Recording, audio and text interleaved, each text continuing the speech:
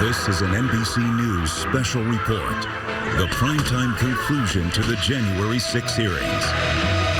The results of a year-long investigation into the attack on the U.S. Capitol. The committee presenting its case that former President Donald Trump is to blame for the assault. President Trump summoned the mob, assembled the mob, and lit the flame of this attack. Tonight, never-before-seen evidence about the attack on the Capitol itself and what President Trump did in those moments, as told by those who lived it. I could hear the din of the rioters in the building while we moved. The noise from the rioters became audible, at which point we recognized that maybe they had gotten into the building. Now, the January 6 committee makes its closing argument to the American people. Reporting tonight, Lester Holt. Good evening, everyone. It was one of the most difficult days in American history, and for more than a year, the January 6th committee has been investigating why and how a mob of thousands stormed the Capitol building. Through 7 hearings, they've tried to make the case that it was former President Donald Trump who is directly responsible for the assault. Tonight will be the last in this series of hearings. Their closing argument for this phase, as they just announced more hearings in the fall. For most of the previous hearings, the focus has been on what Mr. Trump did. Tonight, they say they're going to focus on what he did not do. Specifically, what he allegedly did not do during the 187 minutes after he spoke to the crowd on January 6th, through the breach of the Capitol building until when the president finally tweeted out a video telling his supporters to leave. The committee says they will show he failed to do anything in those hours to stop the assault.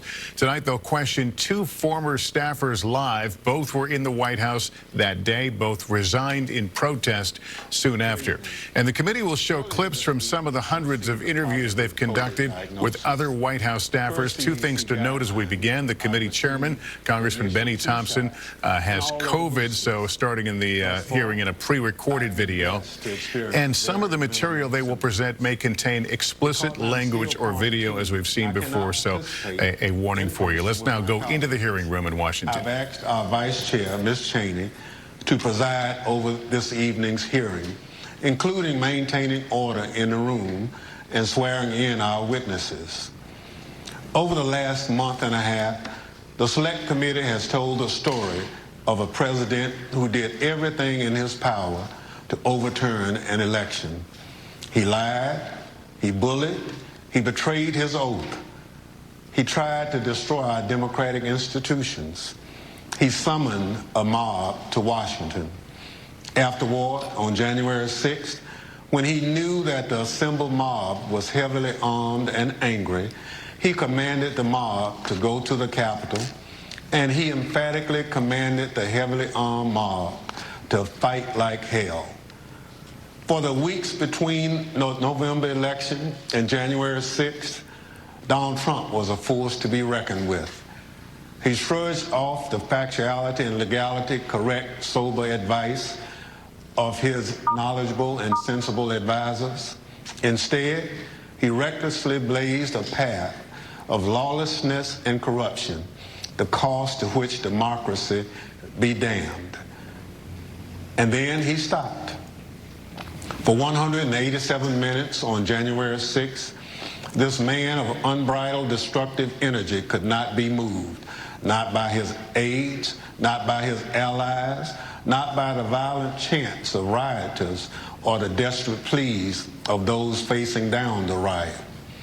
And more tellingly, Donald Trump ignored and disregarded the desperate pleas of his own family, including Ivanka and Don Jr.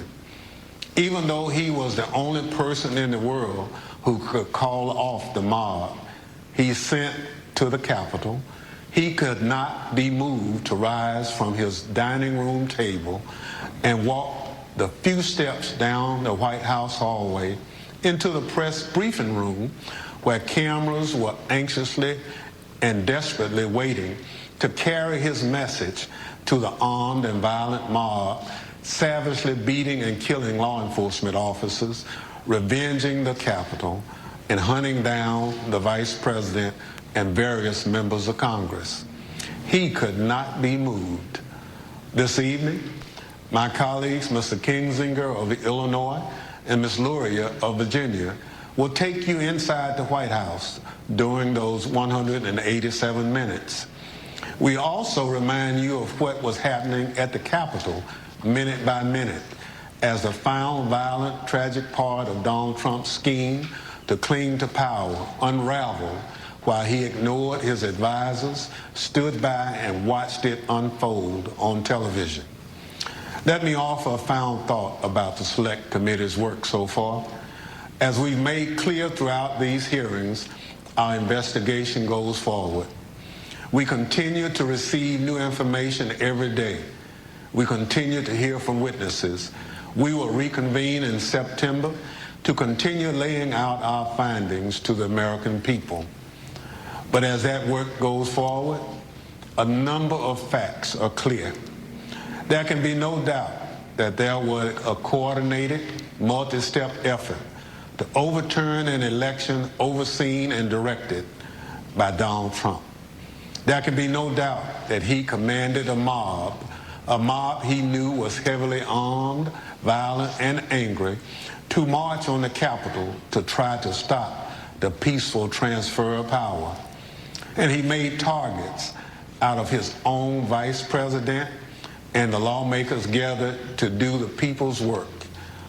These facts have gone undisputed.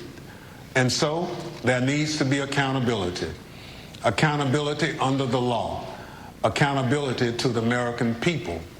Accountability at every level, from the local precincts in many states where Donald Trump and his allies attacked election workers for just doing their jobs, all the way up to the Oval Office, where Donald Trump embraced a legal advice of insurrectionists that a federal judge has already said was a coup in search of a legal theory. Our democracy withstood the attack on January 6th. If there's no accountability for January 6th, for every part of this scheme, I fear that we will not overcome the ongoing threat to our democracy. There must be stiff consequences for those responsible. Now I'll turn things over to our Vice Chair to start telling this story. Thank you, Mr. Chairman. Without objection, the presiding officer is authorized to declare the committee in recess at any point. Pursuant to House Deposition Authority Regulation 10, I announce that the committee has approved the release of the deposition material presented during today's hearing. And let me begin tonight by wishing Chairman Thompson a rapid recovery from COVID. He has expertly led us through 8 hearings so far, and he has brought us to the point we are today. In our initial hearing, the chairman and I described what ultimately became Donald Trump's 7-part plan to overturn the 2020 presidential election, a plan stretching from before Election Day through January 6th. At the close of today's hearing, our 9th, we will have addressed each element of that plan. But in the course of these hearings, we have received new evidence, and new witnesses have bravely stepped forward. Efforts to litigate and overcome immunity and executive privilege claims have been successful, and those continue. Doors have opened, new subpoenas have been issued, and the dam has begun to break. And now, even as we conduct our 9th hearing, we have considerably more to do. We have far more evidence to share with the American people and more to gather. So our committee will spend August pursuing emerging information on multiple fronts before convening further hearings this September. Today, we know far more about the president's plans and actions to overturn the election than almost all members of Congress did when President Trump was impeached on January 13th, 2021, or when he was tried by the Senate in February of that year. 57 of 100 senators voted to convict President Trump at that time, and more than 20 others said they were voting against conviction because the president's term had already expired. At the time, the Republican leader of the United States Senate said this about Donald Trump. A mob was assaulting the Capitol in his name. These criminals were carrying his banners, hanging his flags, and screaming their loyalty to him. It was obvious that only President Trump could end this. He was the only one. Leader McConnell reached those conclusions based on what he knew then, without any of the much more detailed evidence you will see today. Lawlessness and violence began at the Capitol on January 6, 2021, before 1 p.m., and continued until well after darkness fell. What exactly was our Commander-in-Chief doing during the hours of violence? Today, we address precisely that issue. Everything you've heard in these hearings thus far will help you understand President Trump's motives during the violence. You already know Donald Trump's goal: to halt or delay Congress's official proceedings to count certified electoral votes. You know that Donald Trump tried to pressure his vice president to illegally reject votes and delay the proceedings. You know he tried to convince state officials and state legislators to flip their electoral votes from Biden to Trump. And you know Donald Trump tried to corrupt our Department of Justice to aid his scheme. But by January 6th, none of that had worked. Only one thing was succeeding on the afternoon of January 6th. Only one thing was achieving President Trump's goal. The angry, armed mob President Trump sent to the Capitol broke through security, invaded the Capitol, and forced the vote counting to stop. That mob was violent and destructive, and many came armed. As you will hear, Secret Service agents protecting the vice president were exceptionally concerned about his safety and their own. Republican leader Kevin McCarthy was scared, as were others in Congress, even those who themselves helped to provoke the violence. And as you will see today, Donald Trump's own White House counsel, his own White House staff, members of his own family, all implored him to immediately intervene to condemn the violence and instruct his supporters to stand down, leave the Capitol, and disperse. For multiple hours, he would not. Donald Trump would not get on the phone and order the military or law enforcement agencies to help. And for hours, Donald Trump chose not to answer the pleas from Congress, from his own party, and from all across our nation to do what his oath required. He refused to defend our nation and our Constitution. He refused to do what every American president must. In the days after January 6th, almost no one of any political party would defend President Trump's conduct, and no one should do so today. Thank you, and I now recognize the gentlewoman from Virginia. Thank you, Madam Vice Chair. Article 2 of our Constitution requires that the President swear a very specific oath every 4 years. Every President swears or affirms to faithfully execute the office of President of the United States, and to the best of their ability, preserve, protect, and defend the Constitution of the United States. The President also assumes the constitutional duty to take care that our nation's laws be faithfully executed, and is the Commander-in-Chief of our military. Our hearings have shown the many ways in which President Trump tried to stop the peaceful transfer of power in the days leading up to January 6th. With each step of his plan, he betrayed his oath of office and was derelict in his duty. Tonight, we will further examine President Trump's actions on the day of the attack on the Capitol.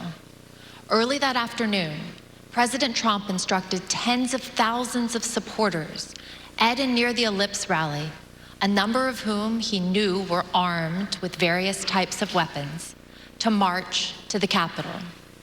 After telling the crowd to march multiple times, he promised he would be with them and finished his remarks at 1:10 p.m. like this. We're going to walk down, and I'll be there with you. We're going to walk down. We're going to walk down anyone you want, but I think right here we're going to walk down to the Capitol. So let's walk down Pennsylvania Avenue. By this time, the Vice President was in the Capitol. The joint session of Congress to certify Joe Biden's victory was underway, and the Proud Boys and other rioters had stormed through the first barriers and begun the attack. Radio communications from law enforcement informed Secret Service and those in the White House Situation Room of these developments in real time. At the direction of President Trump, thousands more rioters marched from the Ellipse to the Capitol, and they joined the attack. As you will see in great detail tonight, President Trump was being advised by nearly everyone to immediately instruct his supporters to leave the Capitol, disperse, and halt the violence. Virtually everyone told President Trump to condemn the violence in clear and unmistakable terms. And those on Capitol Hill and across the nation begged President Trump to help. But the former president chose not to do what all of those people begged. He refused to tell the mob to leave until 4:17, when he tweeted out a video statement filmed in the Rose Garden, ending with this. So go home. We love you. You're very special. You've seen what happens. You see the way others are treated that are so bad and so evil. I know how you feel. But go home and go home in peace. By that time, 2 pipe bombs had been found at locations near the Capitol, including where the Vice President-elect was conducting a meeting. Hours of hand-to-hand combat had seriously injured scores of law enforcement officers. The Capitol had been invaded, the electoral count had been halted as members were evacuated. Rioters took the floor of the Senate. They rifled through desks and broke into offices, and they nearly caught up to Vice President Pence. Guns were drawn on the House floor, and a rioter was shot attempting to infiltrate the chamber. We know that a number of rioters intended acts of physical violence against specific elected officials. We know virtually all the rioters were motivated by President Trump's rhetoric that the election had been stolen, and they felt they needed to take their country back. This hearing is principally about what happened inside of the White House that afternoon. From the time when President Trump ended his speech until the moment when he finally told the mob to go home. A span of 187 minutes, more than 3 hours. What you will learn is that President Trump sat in his dining room and watched the attack on television, while his senior-most staff, closest advisors, and family members begged him to do what is expected of any American president. I served proudly for 20 years as an officer in the United States Navy. Veterans of our armed forces know firsthand the leadership that's required in a time of crisis, urgent and decisive action that puts duty and country first. But on January 6th, when lives and our democracy hung in the balance, President Trump refused to act because of his selfish desire to stay in power. And I yield to the gentleman from Illinois, Mr. Kinzinger. Thank you. Thank you, Ms. Luria. 1 week after the attack, Republican leader Kevin McCarthy acknowledged the simple truth. President Trump should have acted immediately to stop the violence.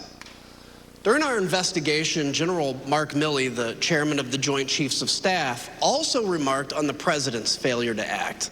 Let's hear what they had to say. The president bears responsibility for Wednesday's attack on Congress by mob rioters. He should have immediately denounced the mob when he saw what was unfolding. These facts require immediate action by President Trump. Yeah, you're the commander-in-chief. You got an assault going on the Capitol of the United States of America. And there's nothing. No call, nothing, zero. Like my colleague from Virginia, I'm a veteran. I served in the Air Force, and I serve currently in the Air National Guard. I can tell you that General Milley's reaction to President Trump's conduct is 100% correct, and so was Leader McCarthy's. What explains President Trump's behavior? Why did he not take immediate action in a time of crisis? Because President Trump's plan for January 6th was to halt or delay Congress's official proceeding to count the votes. The mob attacked the Capitol the mob attacking the Capitol quickly caused the evacuation of both the House and the Senate. The count ground to an absolute halt and was ultimately delayed for hours. The mob was accomplishing President Trump's purpose, so of course he didn't intervene. Here's what will be clear by the end of this hearing. President Trump did not fail to act during the 187 minutes between leaving the ellipse and telling the mob to go home. He chose not to act. But there were hundreds that day who honored their oaths and put their lives on the line to protect the people inside the Capitol and to safeguard our democracy. Many of them are here tonight with us, and many more are watching from home. As you already know, and we'll see again tonight, their service and sacrifice shines a bright light on President Trump's dishonor and dereliction of duty.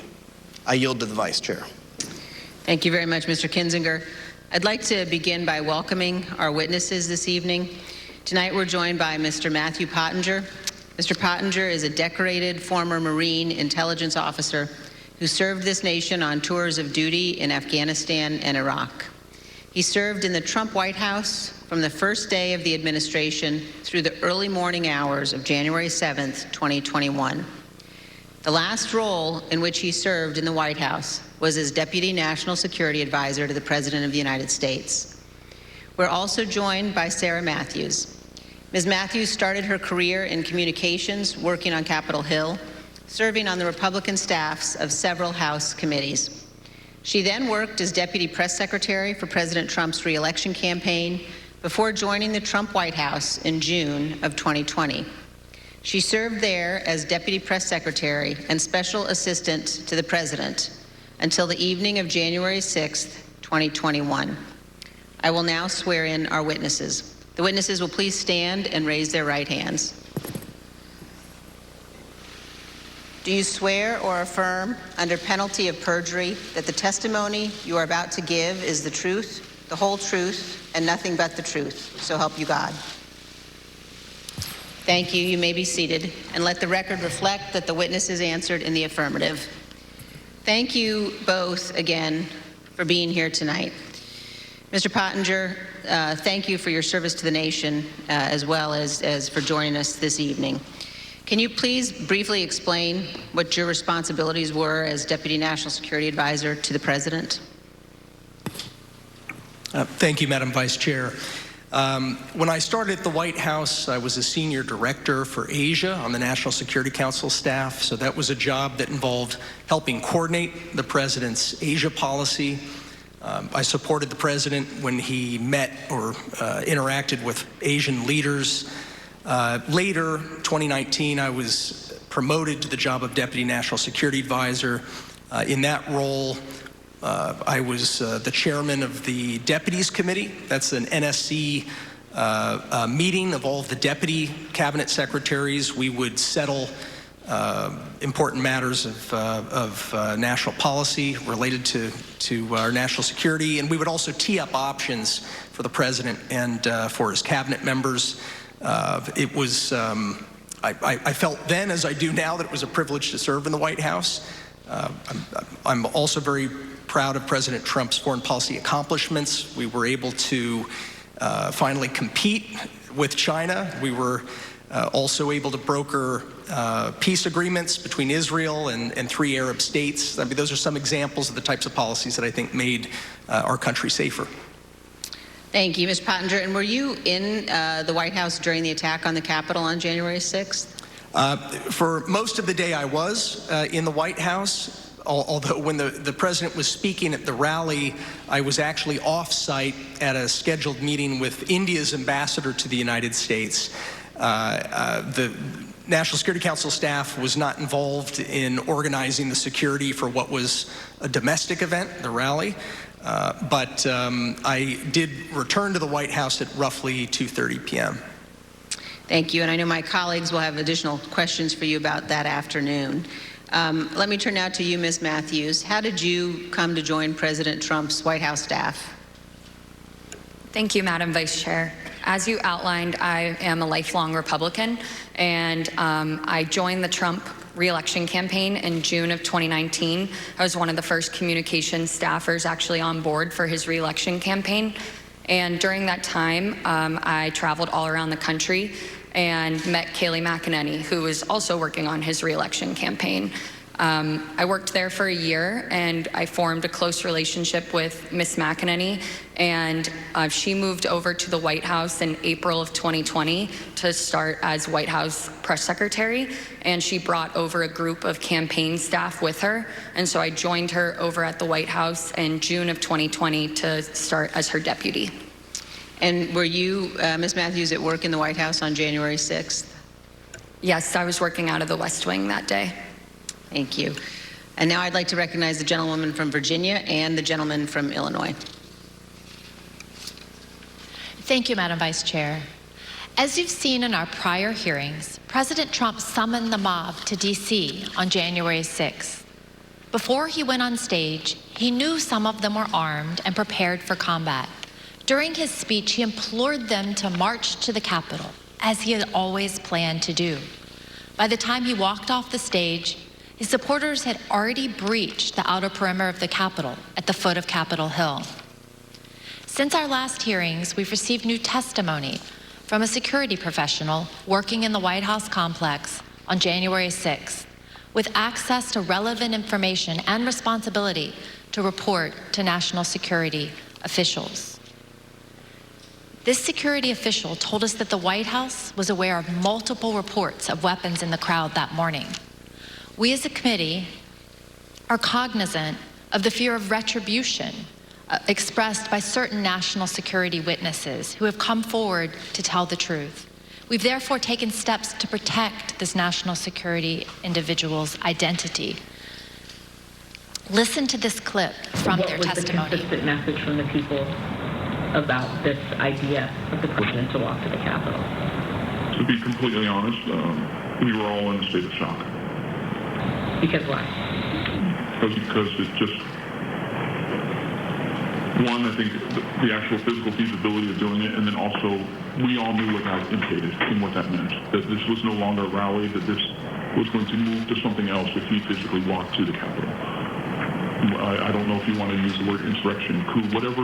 We all knew that this would move from a normal, democratic, public event into something else. What was driving that sentiment, considering this part of it, the actual breach of the Capitol, hadn't happened yet? Why were we alarmed? Right. The president wanted to lead tens of thousands of people to the Capitol. I think that was enough grounds for us to be alarmed. Even though he understood many of his supporters were armed, the president was still adamant to go to the Capitol when he got off the stage at the Ellipse. But his Secret Service detail was equally determined to not let him go. That led to a heated argument with the detail that delayed the departure of the motorcade to the White House. We have evidence from multiple sources regarding an angry exchange in the presidential SUV, including testimony we will disclose today from two witnesses who confirmed that a confrontation occurred. The first witness is a former White House employee with national security responsibilities. After seeing the initial violence at the Capitol on TV, the individual went to see Tony Ornato, the Deputy Chief of Staff in his office. Mr. Ornato was there with Bobby Engel, the president's lead Secret Service agent. This employee told us that Mr. Ornato said that the president was, quote, irate when Mr. Engel refused to drive him to the Capitol. Mr. Engel did not refute what Mr. Ornato said. The second witness is retired Sergeant Mark Robinson of the DC Police Department, who was assigned to the president's motorcade that day. He sat in the lead vehicle with a Secret Service agent responsible for the motorcade, also called the TS agent. Here's how Sergeant Robinson remembered the exchange. Was there any description of what was occurring in the car? No, the only description I received was that the president was upset and that was adamant about going to the Capitol, and there was a heated discussion about that. And when you say heated, is that your word, or is that the word that was described by the TS agent? No, word described by the TS agent, meaning that the president was upset, and he was saying there was a heated argument or discussion about going to the Capitol. About how many times would you say you've been part of that motorcade with the president? Probably over 100 times. And in that 100 times, have you ever witnessed another discussion of an argument or heated discussion with the president where the president was contradicting where he was supposed to go or what the Secret Service believed was safe? No. Like other witnesses, Sergeant Robinson also testified that he was aware that individuals in the crowd were armed. Yes, I believe he was on special events channel, and I was monitoring the traffic, and so I can hear some of the units pointing out to individuals that there were individuals along Constitution Avenue that were armed, that were up in the trees, and I can hear the units responding to those individuals. And so there's always a concern when there's a police in the area. And like other witnesses, Sergeant Robinson told us that the president still wanted to travel to the Capitol, even after returning to the White House. So at the end of the speech, what was the plan supposed to be? So at the end of the speech, we do know that while inside the limo, the president was still adamant about going to the Capitol. That's being relayed to me by the TS agent. And so we did part the ellipse and we responded back to the White House. However, the motorcade, the protest motorcade, was placed on standby. And so we were told to stand by on West Exec until they confirmed whether or not the president was going to go to the Capitol. And so I may have waited, I would just estimate maybe 45 minutes to an hour, waiting for Secret Service to make that decision. The motorcade waited at the White House for more than 45 minutes before being released. The committee is also aware that accounts of the angry confrontation in the presidential SUV have circulated widely among the Secret Service since January 6th. Recent disclosures have also caused the committee to subpoena yet further information from the Secret Service, which we've begun to receive and will continue to assess. The committee is also aware that certain Secret Service witnesses have now retained new private counsel. We anticipate further testimony under oath and other new information in the coming weeks. After the Secret Service refused to take President Trump to the Capitol, he returned to the White House. What you see on the screen is a photo of him inside the Oval Office immediately after he returned from the rally, still wearing his overcoat. A White House employee informed the president as soon as he returned to the Oval about the riot at the Capitol. Let me repeat that. Within 15 minutes of leaving the stage, President Trump knew that the Capitol was besieged and under attack. At 1:25, President Trump went to the private dining room off the Oval Office. From 1:25 until 4 o'clock, the president stayed in his dining room. Just to give you a sense of where the dining room is situated in the West Wing, let's take a look at this floor plan. The dining room is connected to the Oval Office by a short hallway. Witnesses told us that on January 6th, President Trump sat in his usual spot, at the head of the table, facing a television hanging on the wall. We know from the employee that the TV was tuned to Fox News all afternoon. Here you can see Fox News on the TV showing coverage of the joint session that was airing that day at 1:25. Other witnesses confirmed that President Trump was in the dining room with the TV on for more than 2.5 hours. There was no official record of what President Trump did while in the dining room. On the screen is the presidential call log from January 6th. As you can see, there's no official record of President Trump receiving or placing a call between 11:06 and 6:54 p.m. As to what the president was doing that afternoon, The presidential daily diary is also silent. It contains no information from the period between 1:21 p.m. and 4:03 p.m. There are also no photos of President Trump during this critical period between 1:21 in the Oval Office and when he went outside to the Rose Garden after 4 o'clock. The chief White House photographer wanted to take pictures because it was, in her words, very important for his archives and for history. But she was told, quote, no photographs. Despite the lack of photos or an official record, we've learned what President Trump was doing while he was watching TV in the dining room. But before we get into that, it's important to understand what he never did that day. Let's watch. So are you aware of any phone call by the President of the United States to the Secretary of Defense that day? Not that I'm aware of, no. Are you aware of any phone call by the President of the United States to the Attorney General of the United States that day? No. Are you aware of any phone call by the President of the United States to the Secretary of Homeland Security that day? I'm not aware of that, no.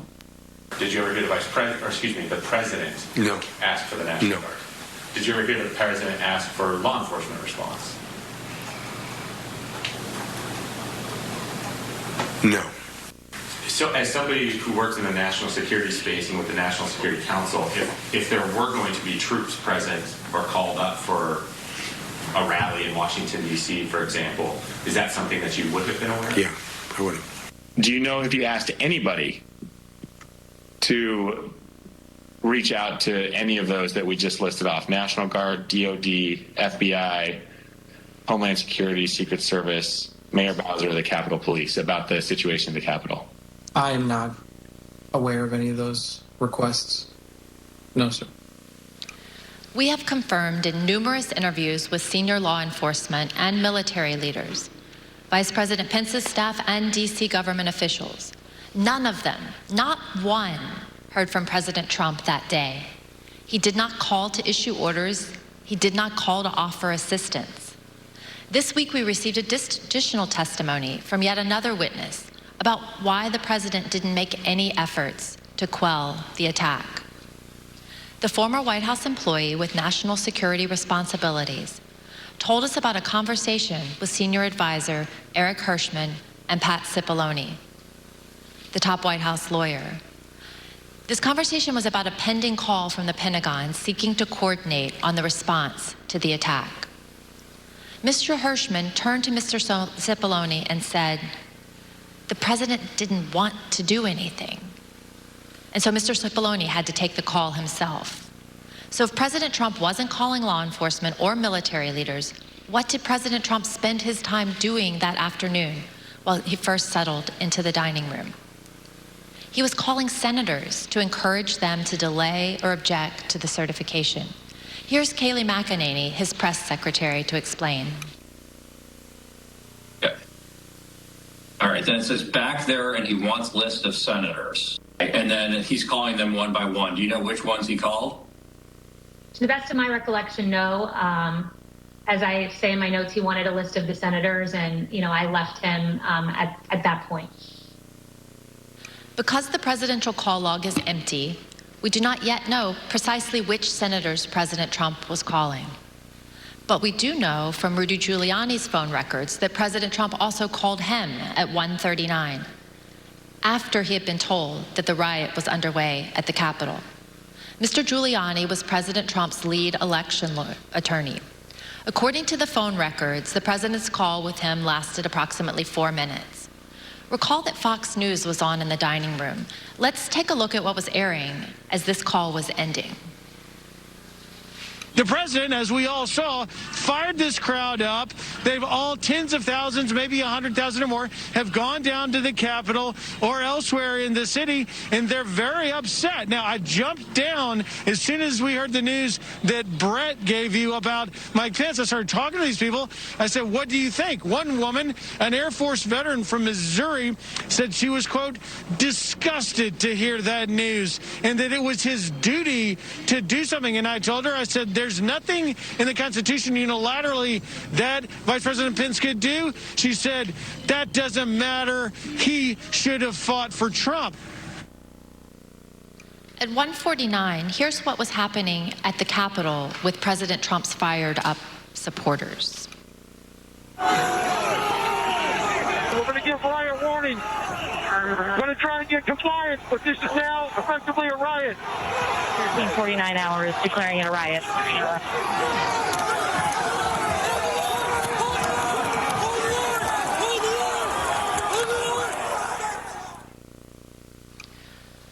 What did President Trump do at 1:49 as the DC police at the same time were declaring a riot at the Capitol?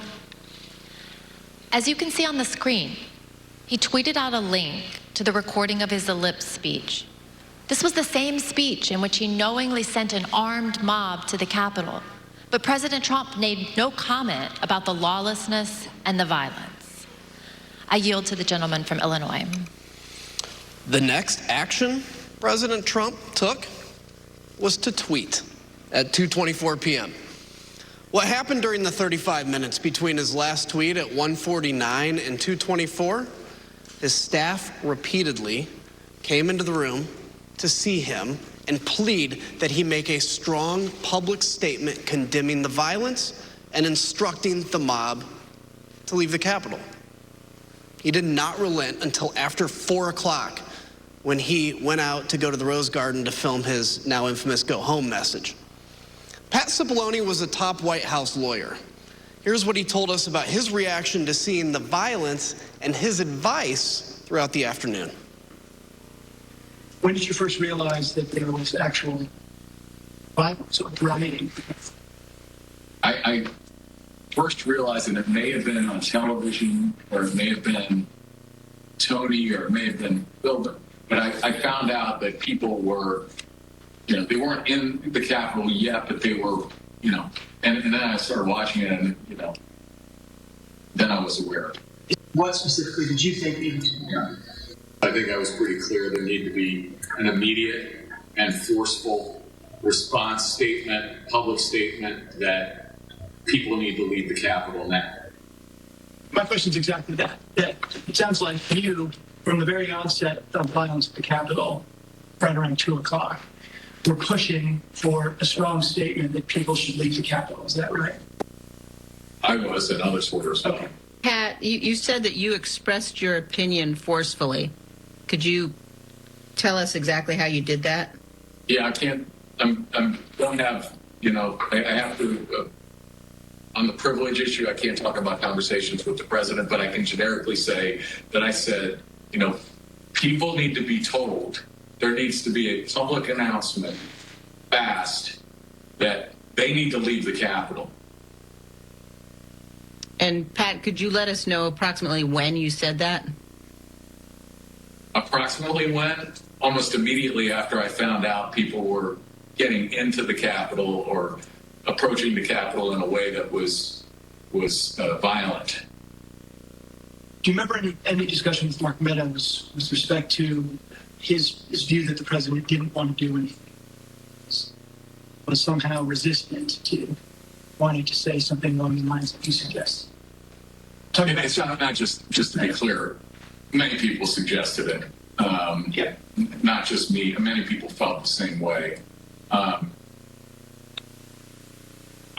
I'm sure I had conversations with Mark about this during the course of the day and expressed my opinion very forcefully that this needs to be done. So your advice was tell people to leave the Capitol, and it took over 2 hours when there were subsequent statements made, tweets put forth that in your view were insufficient. Did you continue, Mr. Cipollone, throughout the period of time up until 4:17, continue, you and others, to push for a stronger statement? Yes. Were you joined in that effort by Ivanka Trump? Yes. By Eric Hershey? Yes. By Mark Meadows? Yes. White House counsel's office wanted there to be a strong statement out to condemn the rioters. I'm confident in that. I'm confident that Ivanka Trump wanted there to be a strong statement to condemn the rioters. I don't know the private conversation she had with Mr. Trump, but I remember when she came to the office one time with White House counsel's office, when she came to the chief of staff's office with White House counsel's office, she was talking about the speech later that day and trying to get her dad on board with saying something that was more direct than he had wanted to at the time and throughout the afternoon. And I think Mark also I remember him getting Ivanka involved because it's like, get Ivanka down here because he thought that would be important. I don't think Jared was there in the morning, but I think he came later. I remember thinking it was important to get him in there too. And of course, Pat Philbin, was expressing the same things. I mean, Pat Philbin, was very, as I said, I don't think there was one of these meetings where there might have been, but for the most part, I remember that both of us going down together, going back, getting on phone calls. He was also very clearly expressing this view. Pat Cipollone and Cassidy Hutchinson, an aide to Chief of Staff Mark Meadows, also told us about the hang Mike Pence chants. As you will see, Mr. Cipollone recalled conversations about those chants in the West Wing, but he relied on executive privilege to maintain confidentiality over his and others' direct communications with the president. Although Mr. Cipollone was unwilling to provide more detail, Ms. Hutchison provided more explicit information, filling in those blanks. See that for yourself. It wasn't until Mark hung up the phone, handed it back to me. I went back to my desk. A couple minutes later, him and Pat came back, possibly Eric Hirschman too. I'm pretty sure Eric Hirschman was there. But I'm confident it was Pat that was there. I remember Pat saying something to the effect of, Mark, we need to do something more. They're literally calling for the vice president to be effing hung. And Mark had responded something to the effect of, you heard him, Pat. He thinks Mike deserves it. He doesn't think they're doing anything wrong. To which Pat said something, this is effing crazy. We need to be doing something more. Briefly stepped into Mark's office. Do you remember any discussion at any point during the day about rioters at the Capitol chanting, hang Mike Pence? Yes, I remember hearing that about that. Yes. Yeah. I don't know if I observed that myself on TV yet. I'm just curious. I understand the privilege line you've drawn, but do you remember what you can share with us about the discussion about those chants, the hang Mike Pence chants?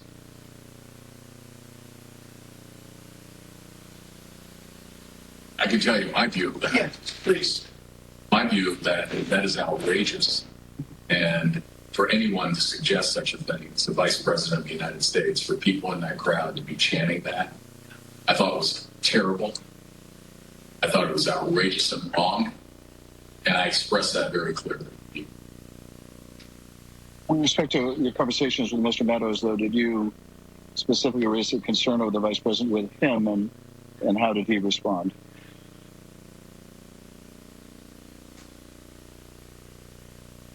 I believe I raised a concern about the Vice President, and I again, the nature of his response, without recalling exactly, was people were doing all that they could. And what about the president? Did he indicate whether he thought the president was doing what needed to be done to protect the vice president?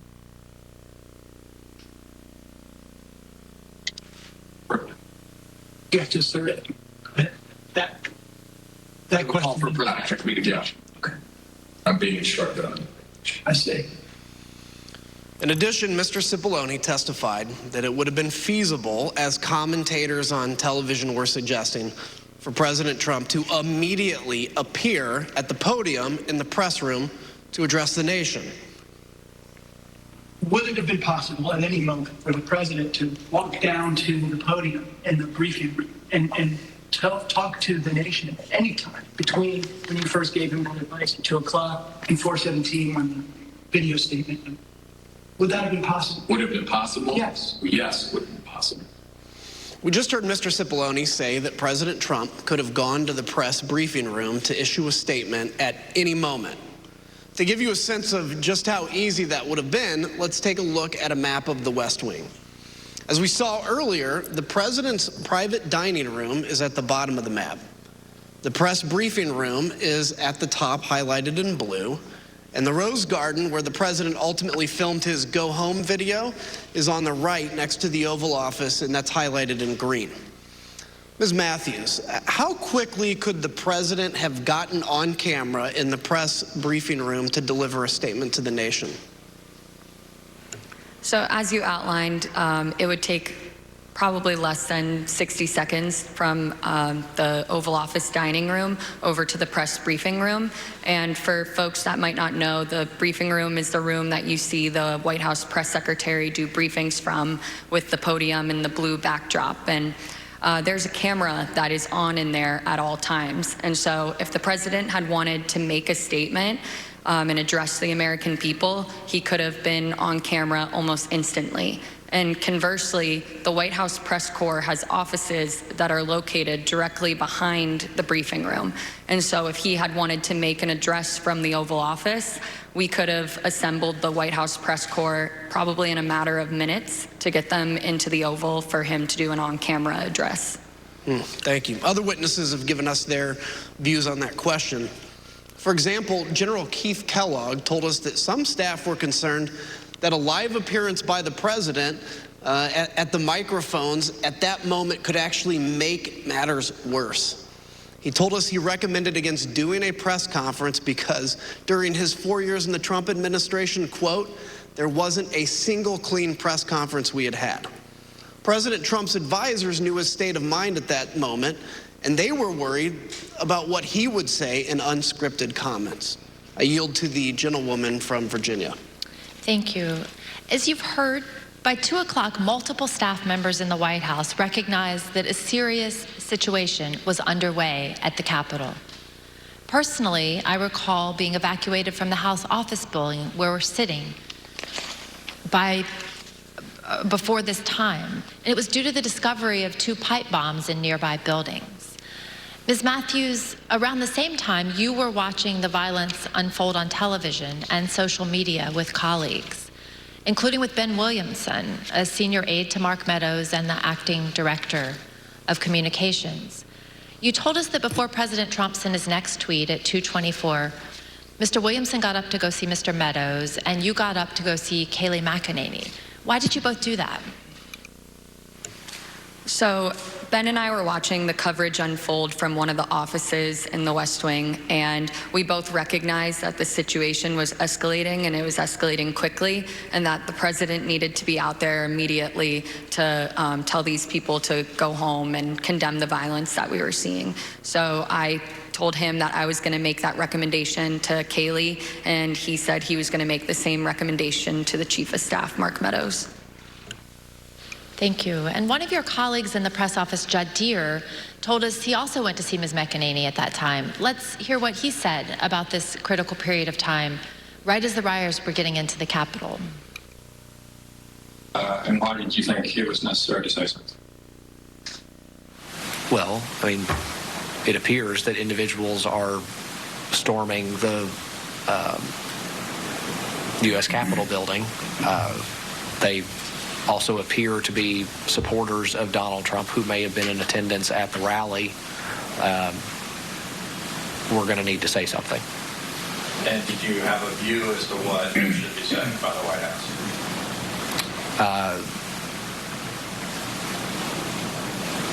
If I recall, I told Kayleigh that I thought that we needed to encourage individuals to stop, to respect law enforcement, and to go home. Although President Trump was aware of the ongoing riot, he did not take any immediate action to address the lawlessness. Instead, at 2:03, he called Rudy Giuliani again, and that call lasted for over 8 minutes. Moments later, at 2:13, rioters broke into the Capitol itself. One of the Proud Boys charged with seditious conspiracy, Dominic Pezzola, used an officer's shields to smash a window, and rioters flooded into the building.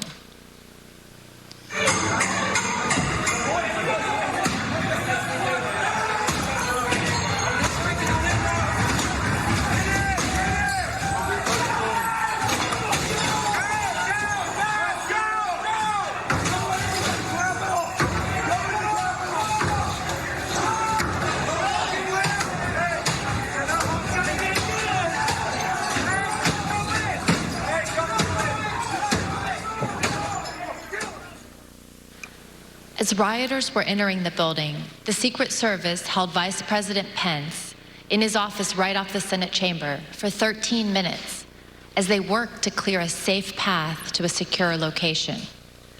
Now listen to some of that radio traffic and see what they were seeing as the protesters got just feet away from where the Vice President was holding. Oh, they can't get the building. Hold. On that door up. If we're moving, we need to move now. Copy. If we lose any more time, we may lose the ability to leave. So if we're going to leave, we need to do it now. They've gained access to the second floor, and I've got public about 5 feet from me down here below. Okay, copy. They are on the second floor, moving in now. We may want to consider getting out and leaving now. Copy. Will we encounter the people once we make our way? Repeat. Encounter any individuals if we made our way to the. There's 6 officers between us and the people that are 5 to 10 feet away from me. Stand by. I'm going down to evaluate. Go ahead. We have a clear shot if we move quickly. We got smoke downstairs set by unknown smoke set downstairs by the protesters. Is that route compromised? We have the is secure.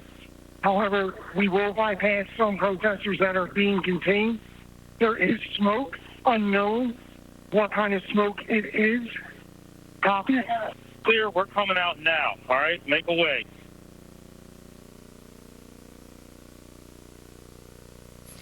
The President's National Security Council staff was listening to these developments and tracking them in real time. On the screen, you can see excerpts from the chat logs among the President's National Security Council staff. At 2:13, the staff learned that the rioters were kicking in the windows at the Capitol. 3 minutes later, the staff said the Vice President was being pulled, which meant agents evacuated him from the Senate floor. At 2:24, the staff noted that the Secret Service agents at the Capitol did not, quote, sound good right now. Earlier, you heard from a security professional who had been working in the White House complex on January 6th with access to relevant information and a responsibility to report to national security officials. We asked this person, what was meant by the comment that the Secret Service agents did not, quote, sound good right now? In the following clip of that testimony, which has been modified to protect the individual's identity, the professional discusses what they heard from listening to the incoming radio traffic that day. Okay. That last entry in this page is service to the Capitol does not sound good right now. Correct. What does that mean? The members of the VP detail at this time were starting to fear for their own lives. There was a lot of yelling, a lot of very personal calls over the radio. So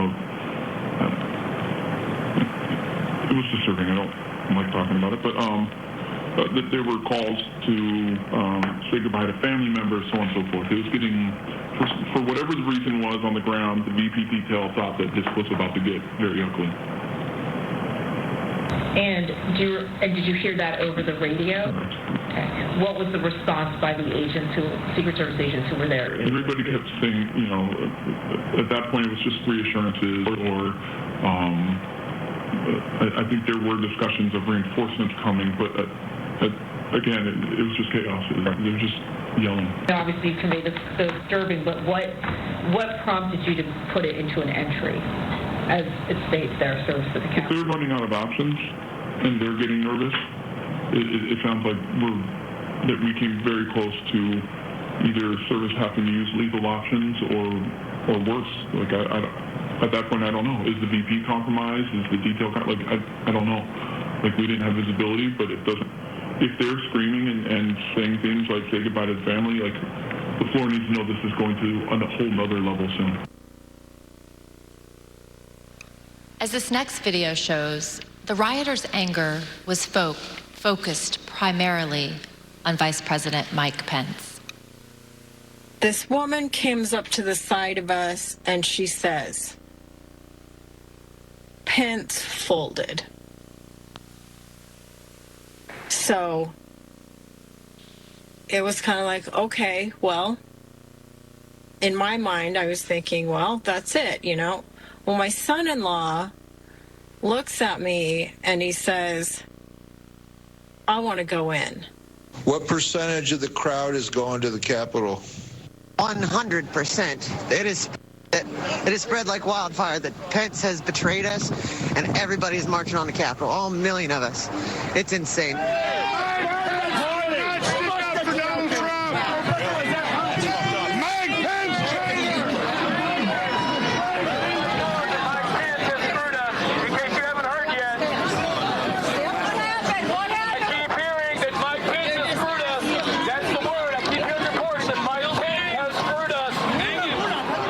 Did people appear angry as you were walking to the Capitol?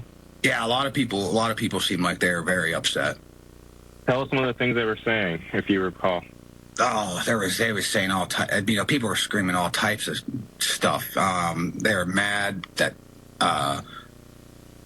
Vice President Pence was going to accept the electorals. I mean, it was a little. If you could think it up, you were hearing it. I believe that Vice President Pence was going to certify the electoral votes or not certify them, but I guess that's just changed, correct?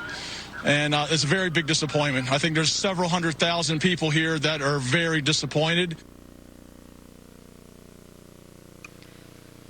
President Trump did not try to calm his thousands of disappointed supporters. Instead, at almost the same moment violence was getting completely out of hand, Donald Trump sent his 224 tweet. The president said, Mike Pence didn't have the courage to do what should have been done to protect our country and our Constitution.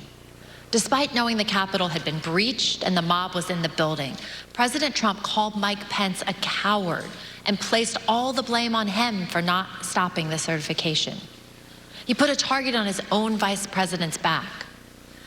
Mr. Pottinger and Ms. Matthews, when we ask you about your reaction to seeing the 224 tweet in real time, you both used the same imagery to describe it. President Trump was adding fuel to the fire. Mr. Pottinger, you made the decision to resign after seeing this tweet. Can you please tell us why? Yes. So that was pretty soon after or shortly before I'd gotten back to the White House. I'd come from off-site. I began to see for the first time those images on TV of the chaos that was unfolding at the Capitol. One of my aides handed me a sheet of paper that contained the tweet that you just read. I read it and was quite disturbed by it. I was disturbed and worried to see that the president was attacking Vice President Pence for doing his constitutional duty. So the tweet looked to me like the opposite of what we really needed at that moment, which was a de-escalation. And that's why I had said earlier that it looked like fuel being poured on the fire. So that was the moment that I decided that I was going to resign, that would be my last day at the White House. I simply didn't want to be associated with the events that were unfolding on the Capitol. Thank you. And Ms. Matthews, what was your reaction to the president's tweet about Vice President Pence? So it was obvious that the situation at the Capitol was violent and escalating quickly. And so I thought that the tweet about the vice president was the last thing that was needed in that moment. And I remember thinking that this was going to be bad for him to tweet this because it was essentially him giving the green light to these people, telling them that what they were doing at the steps of the Capitol and entering the Capitol was okay, that they were justified in their anger. And he shouldn't have been doing that. He should have been telling these people to go home and to leave and to condemn the violence that we were seeing. And I'm someone who has worked with him. You know, I worked on the campaign, traveled all around the country, going to countless rallies with him, and I've seen the impact that his words have on his supporters. They truly latch on to every word and every tweet that he says. And so I think that in that moment, for him to tweet out the message about Mike Pence, it was him pouring gasoline on the fire and making it much worse. Thank you both. And let's watch what others also told us about their reactions to this tweet. I don't remember when exactly I heard about that tweet, but my reaction to it is that's a terrible tweet, and I disagreed with the sentiment, and I thought it was wrong. What was your reaction when you saw that tweet? Extremely unhelpful. Why?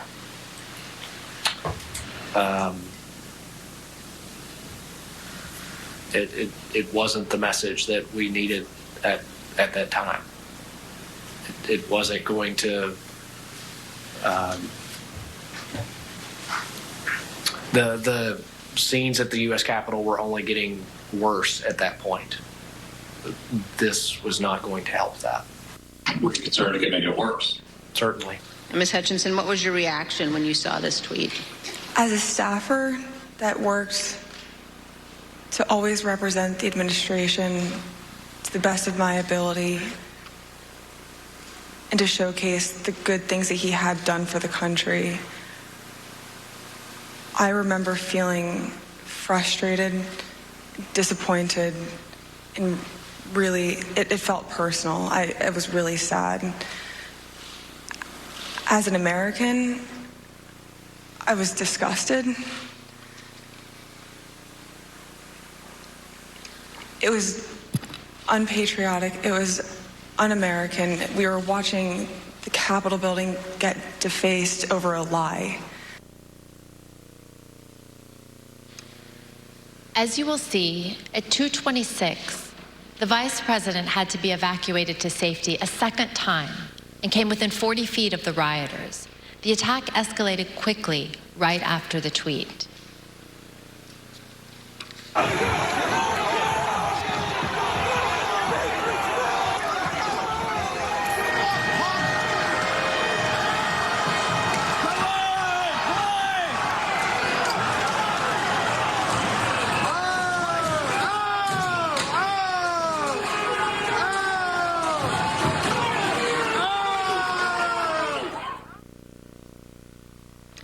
During this chaos, what did President Trump do at that point?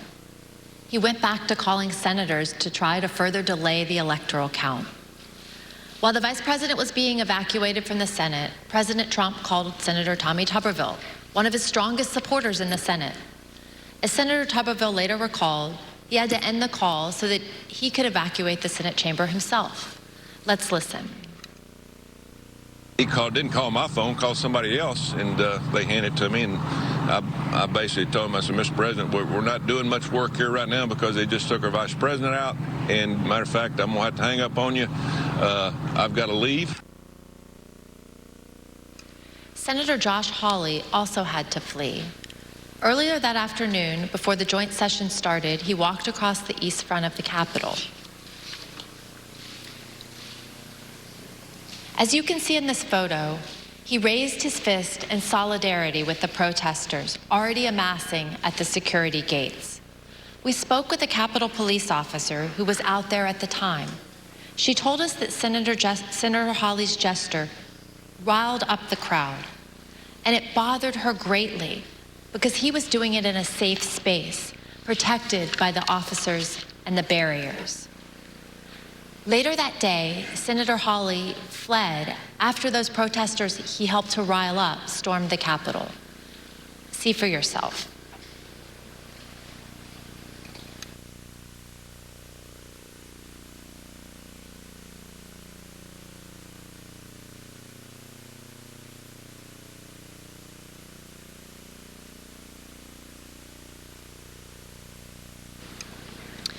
Think about what we've seen.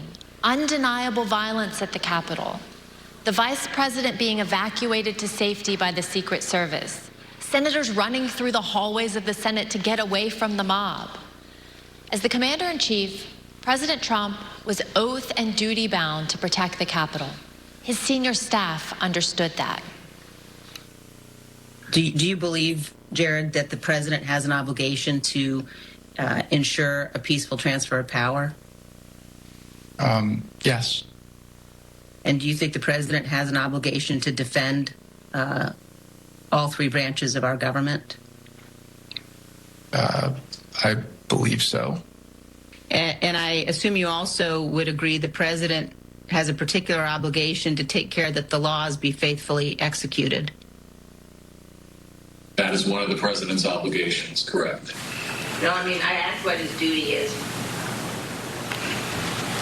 Well, I mean, there's a constitutional duty. What he has, he's the commander-in-chief. And that was that was my biggest issue with him as national security advisor.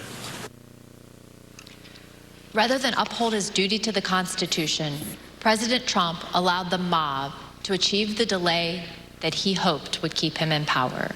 I reserve. The gentlewoman reserves. I request that those in the hearing room remain seated until the Capitol Police have escorted members and witnesses from the room. I now declare the committee in recess for a period of approximately 10 minutes. The committee played multiple clips from White House officials testifying to how they and others pleaded with President Trump to make a public announcement calling off the rioters hours before the president finally did. Well, we're in this 10-minute break right now, walking you through some of what we've seen in this first half. The committee presenting testimony that President Trump never reached out to any agency, from military to law enforcement, to try to stop the violence. They also played testimony from a White House security official that some members of the vice president's security detail so feared for their lives they called their families to say goodbye.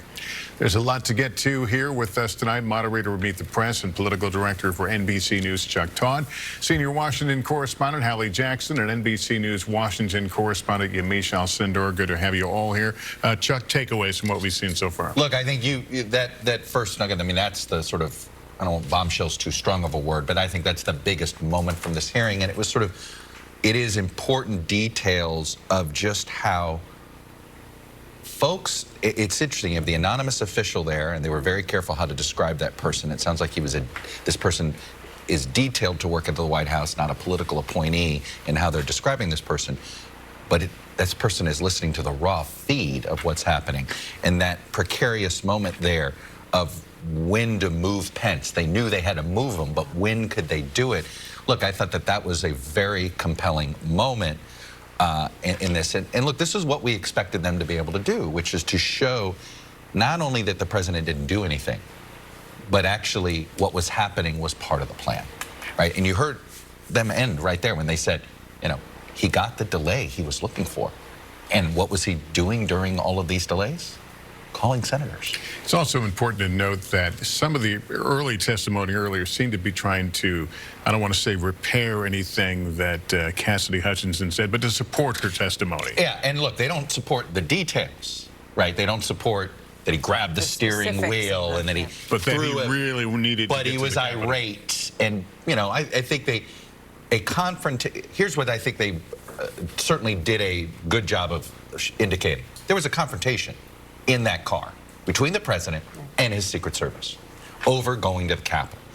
Was it physical? Was it not? Look, this is something that maybe the text messages that are missing might be able to fill in some of the blanks.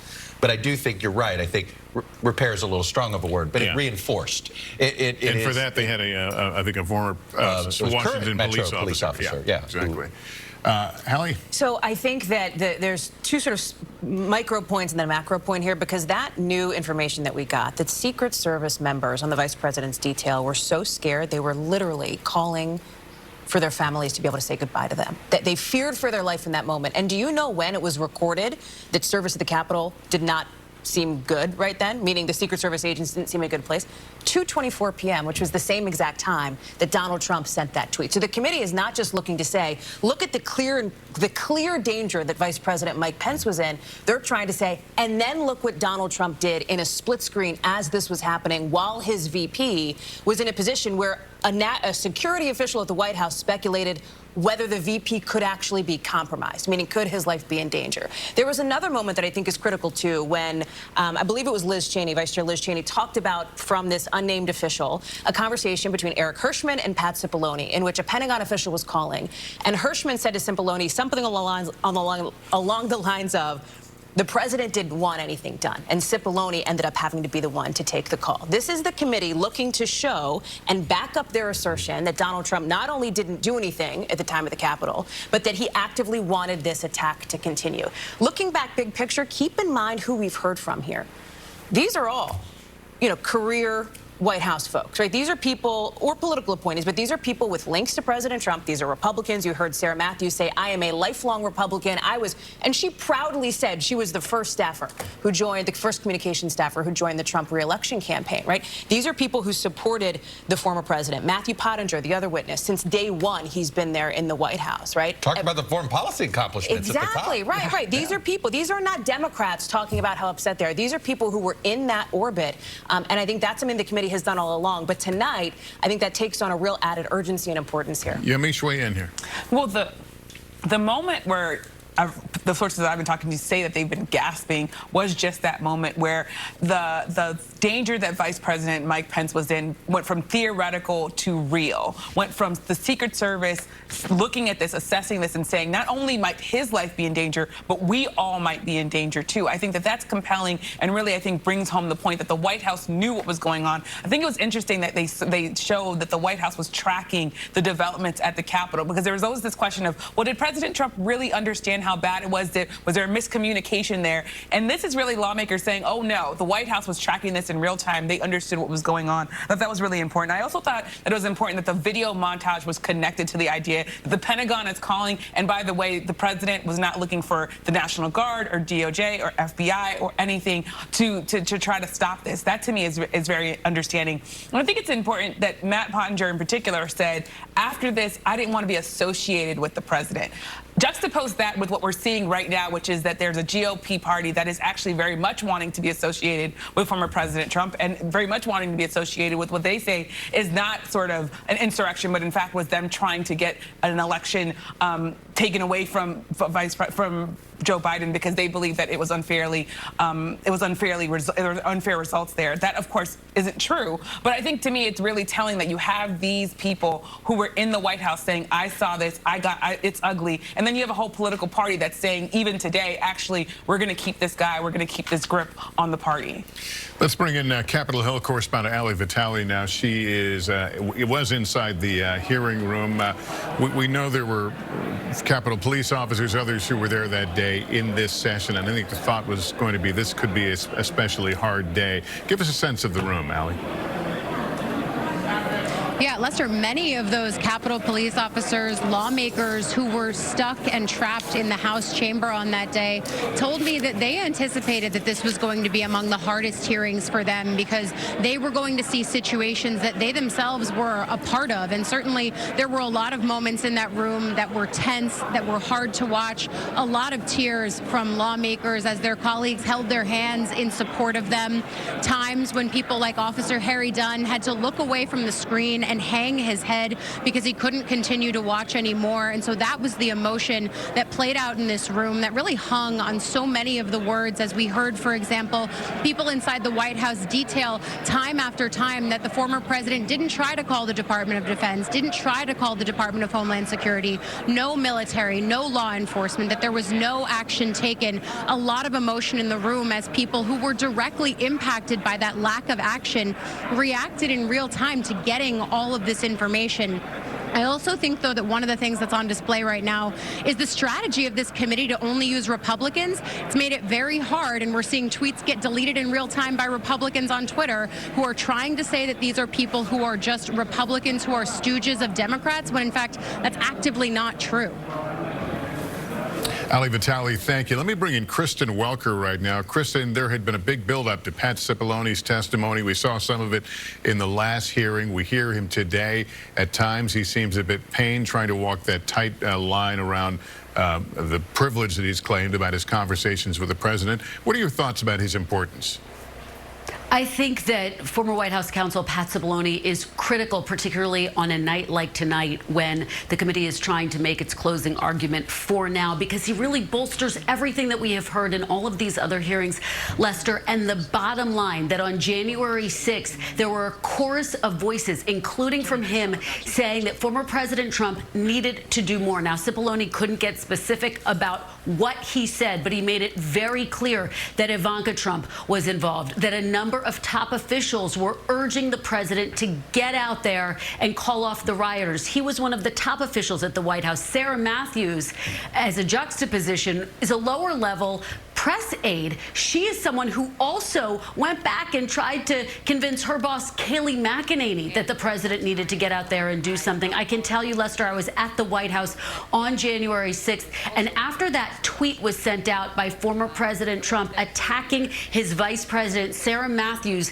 had tears in her eyes, the realization that her efforts had gone unheeded and that, in fact, the former president went in the opposite direction and only energized those angry and violent mobs more. So I think that you are seeing that emotion play out. And again, the bottom line, that there were a chorus of voices all saying the same thing to former President Trump and those around him, like Mark Meadows. It was up to the president to call off the rioters, Lester. Kristen, thank you. The hearing about to resume. We're going to take a quick break. We'll be back with more live testimony after this. The January 6th hearing right now in a recess. It's about to end. Why don't we quickly talk about Senator Josh Hawley? He came up. Well, that was if you could say that, it is a trolling moment, if you will. I think this is the committee sending a message to some of these Republican lawmakers who are like, look, you egg these people on, and then you didn't realize what you've done. And he's probably the shining example. That infamous photo when he goes out there. And on the morning of January 6th, there were people already gathering at the Capitol in this moment thinking that it was going to be a big deal, and he was somebody obviously egging on that moment. There's no doubt there are a few people, and Liz Cheney in particular talks about them, that I think she wants to see personally held accountable in some form or another besides the president. Josh Hawley's pretty high on that list. You got a reaction in the room with Ali Vitale reporting. It got a loud laugh from inside the room as that video was shown, and I think it was also, you know, you have to remember what happened just before that. That incredibly intense, very disturbing Secret Service revelation feels like a moment to break the tension. Hawley's not very popular in the Senate. Like, forget that. Like, it used to be, you know, I don't know who would win that congeniality contest these days, Ted Cruz or Josh Hawley. But we talked a bit earlier about them not wanting to seem too political. This was is this walking up to the line? I think it is a little bit, but I think Hawley's a safe target for them because he's not popular with many Republicans either, including senators who thought Hawley in particular sort of gave more life to the whole idea of objecting, made it a sort of a test of those who wanted to run for president. And the session back in order. We'll take you there. We left at the recess just after President Trump's 224 tweet attacking the vice president. By this time, the president had been in his dining room for an hour. I want you to just think of what you would have done if you were in his shoes and had the power to end the violence. You would have immediately and forcefully told the rioters to stop and leave. Like, stop and leave. Done. As you heard, that's exactly what his senior staff had been urging him to do. But he resisted, and he kept resisting for another almost 2 hours. In the meantime, all the president did was post 2 tweets. One at 2:38 and the other at 3:13. One said, quote, "Stay peaceful." The other said, quote, "Remain peaceful." But the president already knew that the mob was attacking the police and had invaded the Capitol. Neither tweet condemned the violence or told the mob to leave the Capitol and disperse. To appreciate how obvious it was that President Trump was not meeting this moment, it's helpful to look at the real-time reactions of his own son, Don Jr., to the first tweet, captured in a series of text messages with Mark Meadows. I'll warn the audience that these messages contain some strong language. As you can see, Don Jr. first texted Mr. Meadows at 2:53. He wrote, "He's got to condemn this shit ASAP. The Capitol Police tweet is not enough." Mr. Meadows replied, "I am pushing it hard. I agree." Don Jr. responded, This is one you go to the mattresses on. They will try to fuck his entire legacy if it gets worse. Here's what Don Jr. told us he meant by go to the mattresses. It's 258 when you say that that Mr. Meadows needs to go to the mattresses on this issue. When you say go to the mattresses, what does that mean?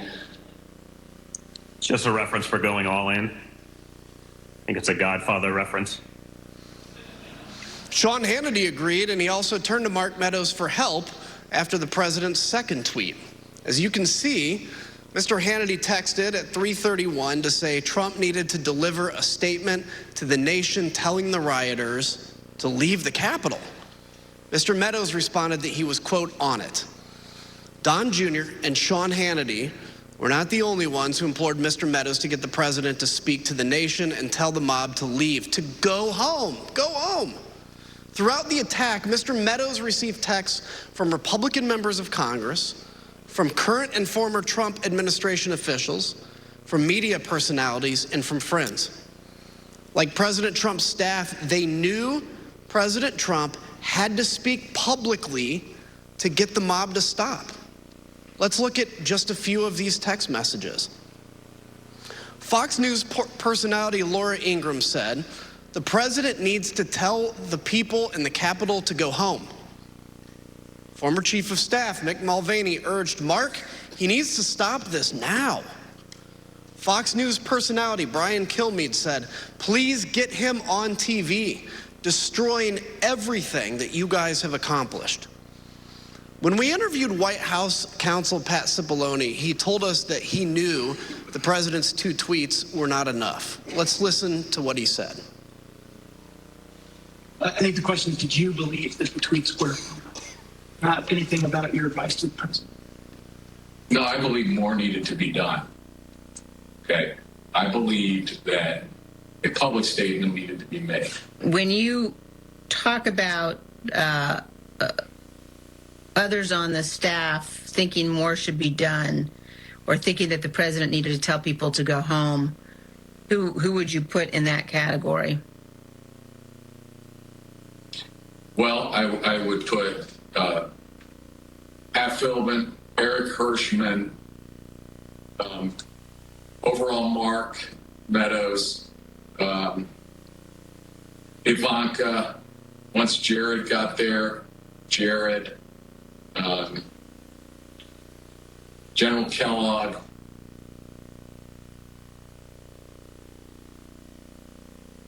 I'm probably missing some, but those, Kaylee, I think, was there, but I don't. Dan Scavino.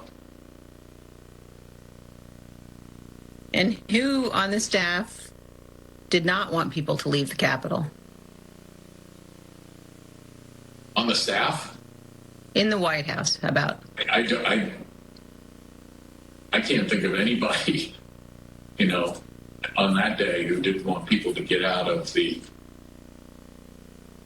Capitol once particularly once the violence started. No. I mean,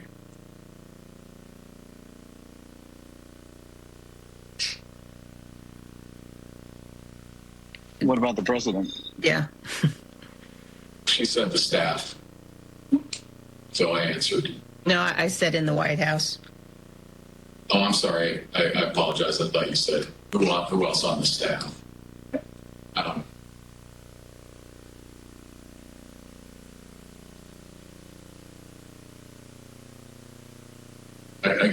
I can't reveal communications, but obviously I think,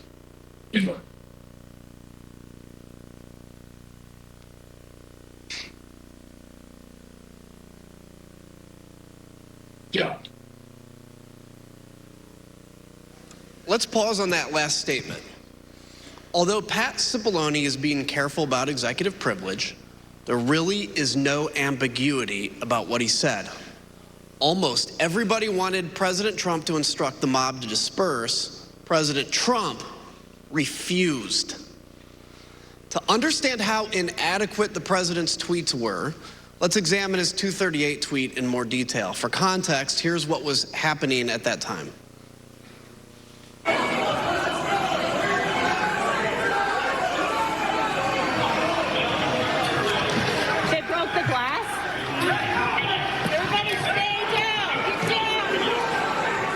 barricade. There's people flooded the hallways outside. We have no way out. We were just told that there has been tear gas in the rotunda, and we're being instructed to each of us get gas masks.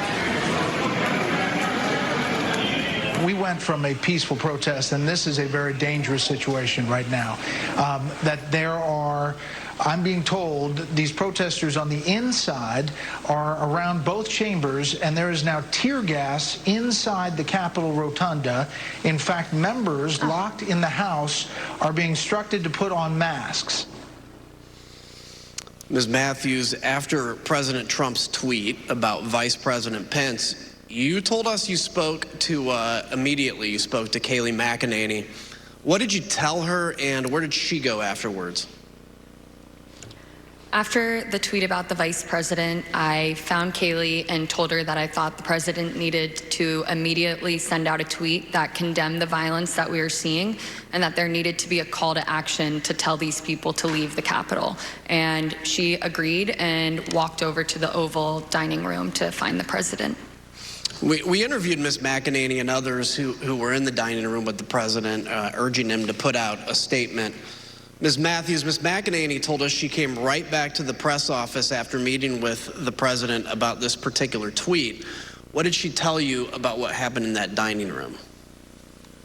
When she got back, she told me that a tweet had been sent out, and I told her that I thought the tweet did not go far enough, that I thought there needed to be a call to action and he needed to condemn the violence. And we were in a room full of people, but people weren't paying attention, and so she looked directly at me and in a hushed tone shared with me that the president did not want to include any sort of mention of peace in that tweet, and that it took some convincing on their part, those who were in the room. And she said that there was a back and forth going over different phrases to find something that he was comfortable with. And it wasn't until Ivanka Trump suggested the phrase, "stay peaceful," that he finally agreed to include it. The president resisted writing "stay peaceful" in a tweet. He told Mark Meadows that the rioters were doing what they should be doing, and the rioters understood they were doing what President Trump wanted them to do. President Trump's message was heard clearly by Stop the Steal organizer Ali Alexander. At 2:38, he told another organizer, quote, "POTUS is not ignorant of what his words would do." Rioters storming the Capitol also heard President Trump's message. In this video, you'll see surveillance footage from the rotunda that shows a group of Oath Keepers, including Jessica Watkins, who's been charged with seditious conspiracy. You'll hear her walkie-talkie communications with others as they share intelligence and communicate about President Trump's 2:38 tweet in real time. Again, we warn the audience that this clip also contains strong language. CNN just said that they evacuated all members of Congress into a safety room. There's no safe place in the United States for any of these motherfuckers right now, let me tell you. I hope they understand that we are not joking around. Military Principle 105. Military Principle 105. Cave means grave. Trump just tweeted, "Please support our Capitol Police. They are on our side. Do not harm them."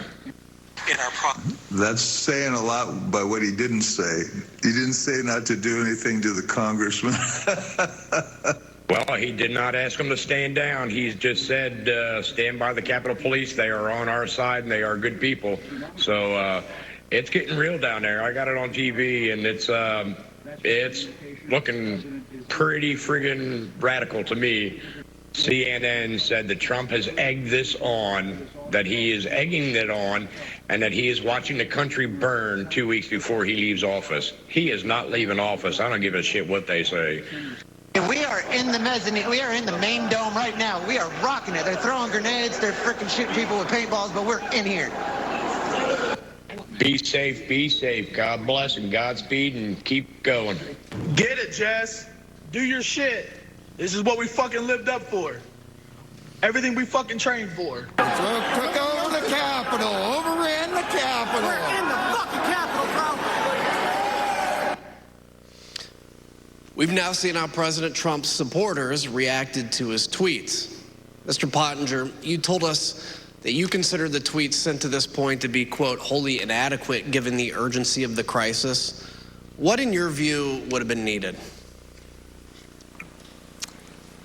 Yeah, it was insufficient. I think what you could count me among those who was hoping to see an unequivocal, strong statement clearing out the Capitol, telling people to stand down, leave, go home.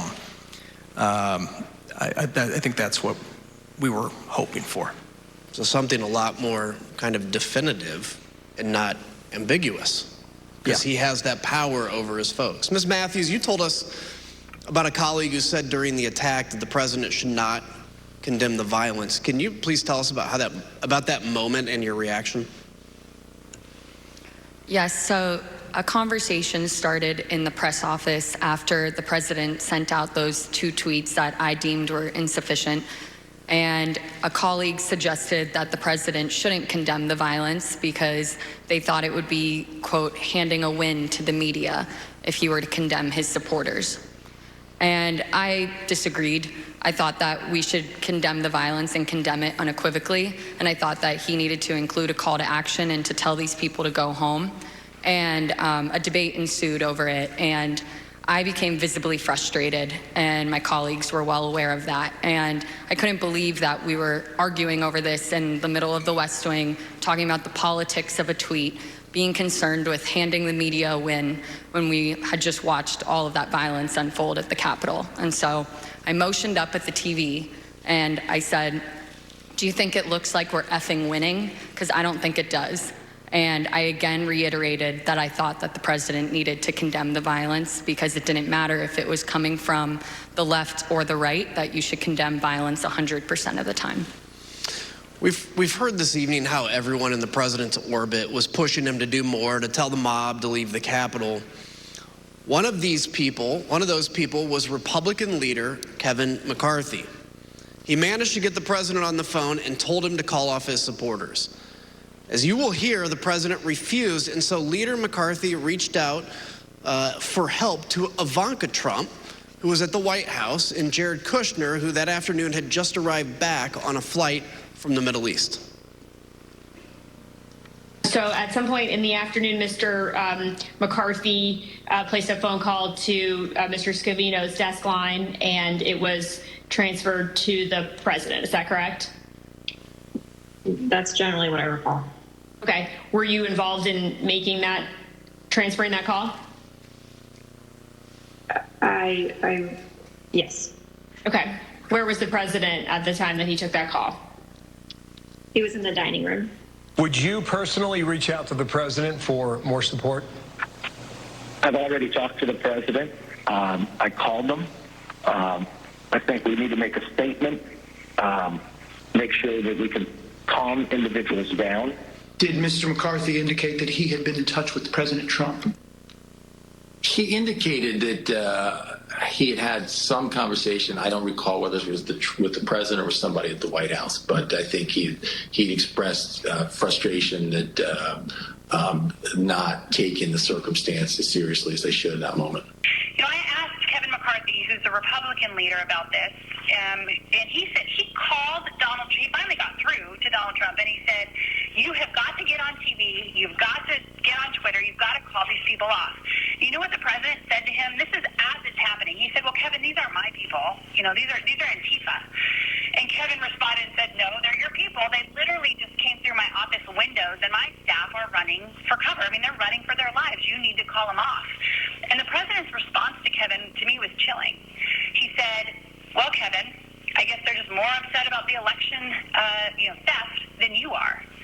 And that's, you've seen widespread reports of Kevin McCarthy and the president having basically a swearing conversation. That's when the swearing commenced, because the president was basically saying, "Nah, I'm okay with this." Leader McCarthy, the President of the United States has a briefing room steps from the Oval Office. The cameras are hot 24/7, as you know.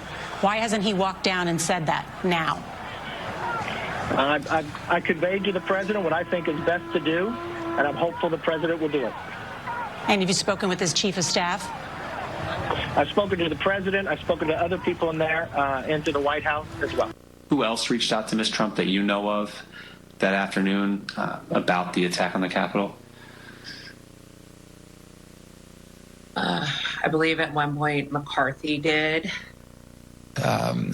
I heard my phone ringing, turned the shower off, saw it was Leader McCarthy, who I had a good relationship with. He told me he was getting really ugly over at the Capitol and said, please, anything you could do to help, I would appreciate it. I don't recall specific asks, just anything you could do. Again, I got the sense that, they were scared.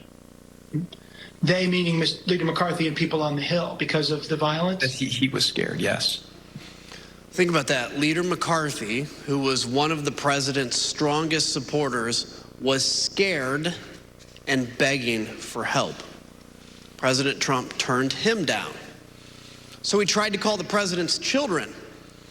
Republican House member Mike Gallagher also implored the president to call off the attack.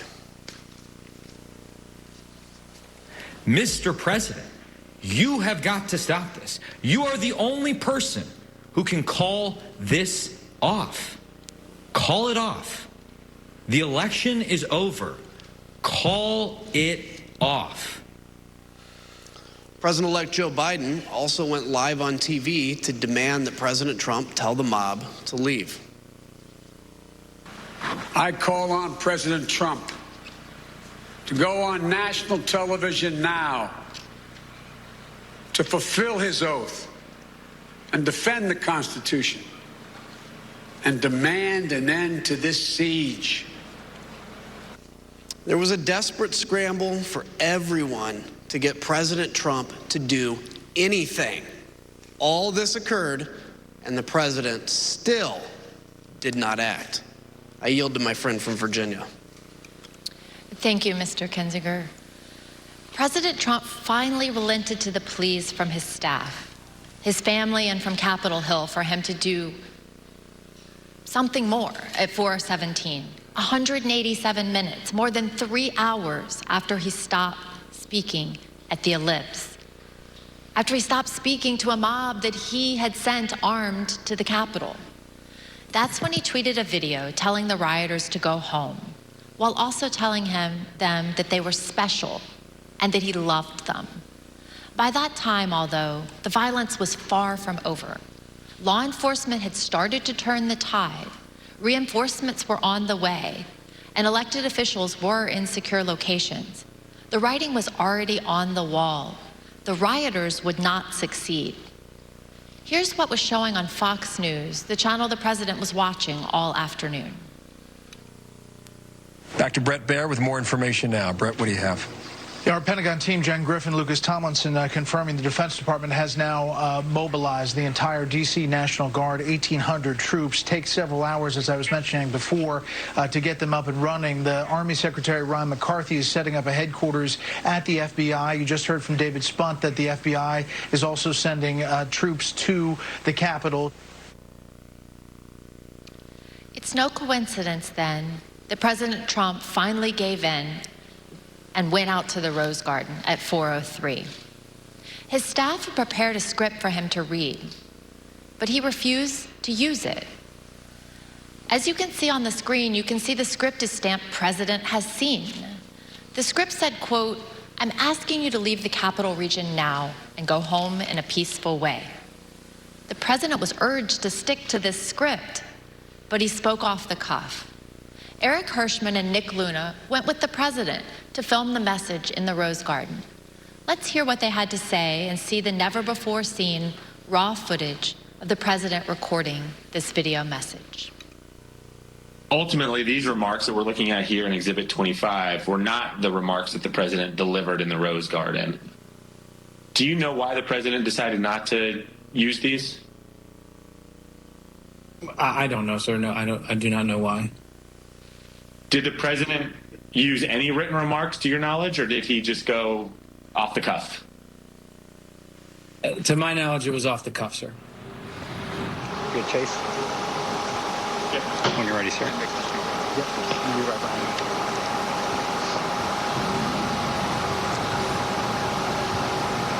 me. You tell me when. When you're ready, sir.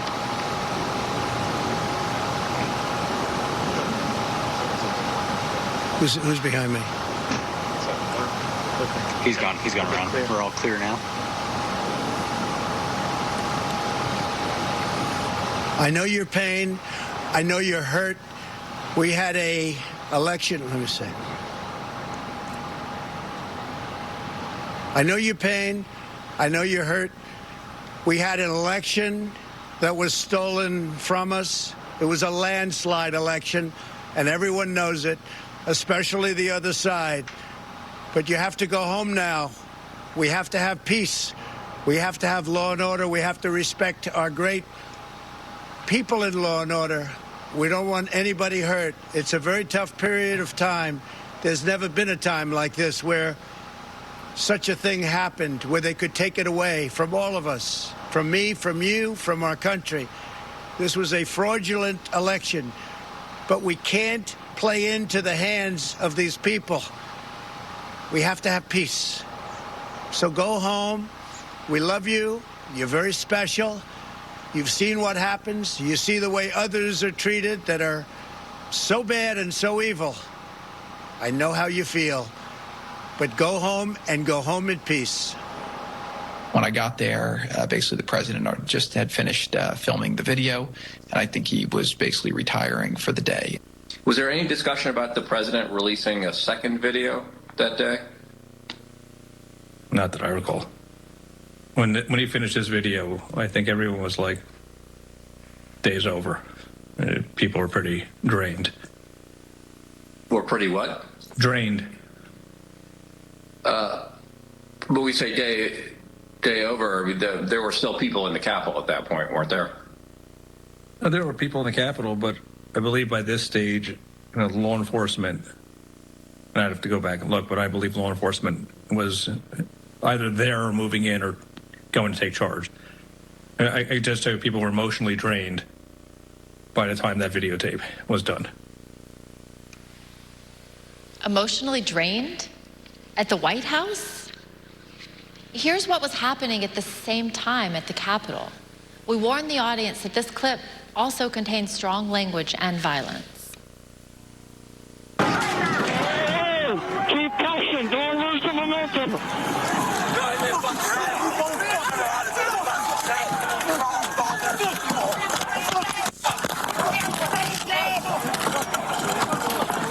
You got another officer unconscious.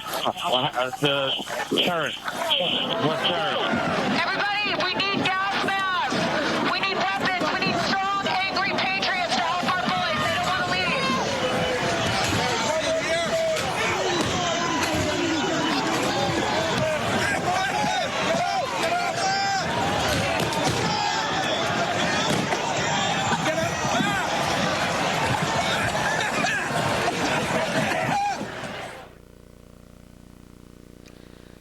While President Trump refused to even lift another finger to help, other leaders honored their oaths and acted to clear the Capitol and resume the joint session. For instance, here are never-before-seen photos and video of congressional leaders in action during the attack. The video is a portion of a call they had at approximately 4:45 with Acting Secretary of Defense, Chris Miller. We're not going to let these people keep us from finishing our business, so we need you to get the building cleared, give us the okay so we can go back in session and finish up the people's business as soon as possible. Mr. Secretary and Senator Schumer, some people here in the Capitol Police believe it would take us several days to secure the building. Do you agree with that analysis? I'm not on the ground, but I do not agree with that analysis. So what is the earliest that we could safely resume our proceedings in the Senate and House chambers? The earliest we could safely resume?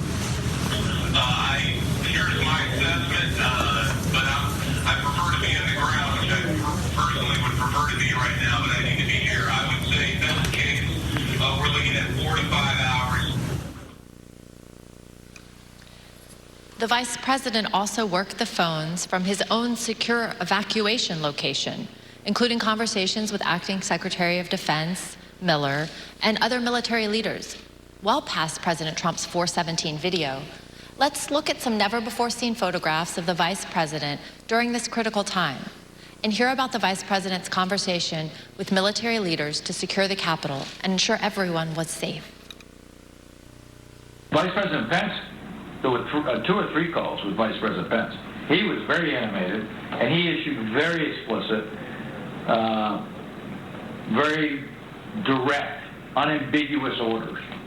There was no question about that, and he was, and I can get you the exact quotes, I guess, from some of our records somewhere. But he was very animated, very direct, very firm, and to Secretary Miller. Get the military down here, get the Guard down here, put down this situation, etc. As you heard earlier in the hearing, the President did not call the Vice President or anyone in the military, federal law enforcement, or D.C. government. Not a single person. But General Milley did hear from Mark Meadows. The contrast between that call and his calls with Vice President Pence tell you everything you need to know about President Trump's dereliction of duty. Let's listen. He said, this is from memory, he said, we have to kill the narrative that the Vice President is making all the decisions. We need to establish the narrative that that the President is still in charge and that things are steady or stable or what's that thing. I immediately interpret that as politics, politics, politics. Red flag for me personally, no action, but I remember it distinctly. And I don't do political narratives. So while President Trump and his advisors were drained, other leaders upheld their oaths to do the right thing. Maybe it was exhausting to get the president to put out that video, but think about the law enforcement officers who were attacked by the mob that day. And President Trump had summoned them himself to Washington. And what about President Trump? He watched TV, tweeted, called senators to try to delay the count of electoral votes, called Rudy Giuliani, and argued with his staff who were insisting that he should call off the attack. Ms. Matthews, what was your reaction to President Trump's message to the mob at 417? I was struck by the fact that he chose to begin the video by pushing the lie that there was a stolen election. And as the video went on, I felt a small sense of relief because he finally told these people to go home. But that was immediately followed up by him saying, "We love you, you're very special." And that was disturbing to me because he didn't distinguish between those that peacefully attended his speech earlier that day and those that we watched cause violence at the Capitol. Instead, he told the people who we had just watched storm our nation's Capitol with the intent on overthrowing our democracy, violently attack police officers, and chant heinous things like "Hang Mike Pence, we love you, you're very special." And as a spokesperson for him, I knew that I would be asked to defend that. And to me, his refusal to act and call off the mob that day and his refusal to condemn the violence was indefensible. And so I knew that I would be resigning that evening. And so I finished out the workday, went home and called my loved ones to tell them of my decision, and resigned that evening. Thank you. Indefensible. Let's hear what some of your colleagues in the press office told us about their reaction to this same 417 message. I felt like it was the absolute bare minimum of what could have been said at that point for something on camera. What else do you think should have been said?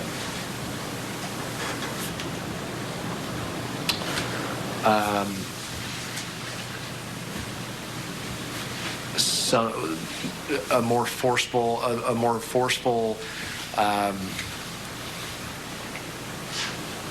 dismissal of the violence, a more forceful command to go home, a more forceful respect for law enforcement, even a comparison to the respect that we have given law enforcement as it relates to what was done to them in the prior summer. And I thought it was important that an acknowledgement be given to the U.S. Capitol building itself, what it's a symbol of, what it means, not only to the people that work there, but to the American people generally, and the work of Congress that by law needed to be conducted that day. Do you wish, in hindsight, that the president had asked the protesters to leave the Capitol earlier than he ended up asking them to do that? Of course, I would love if the go-home message would have happened earlier in the day. The president's words matter. We know that many of the rioters were listening to President Trump. We heard from one last week, Stephen Ayers. Let's listen to what he had to say about the 417 message from the president and see how rioters reacted to the president's message in real time. Well, when we were there, as soon as that come out, everybody started talking about it, and it seemed like it started to disperse, some of the crowd. I'm here delivering the president's message. Donald Trump has asked everybody to go home. That's our order. He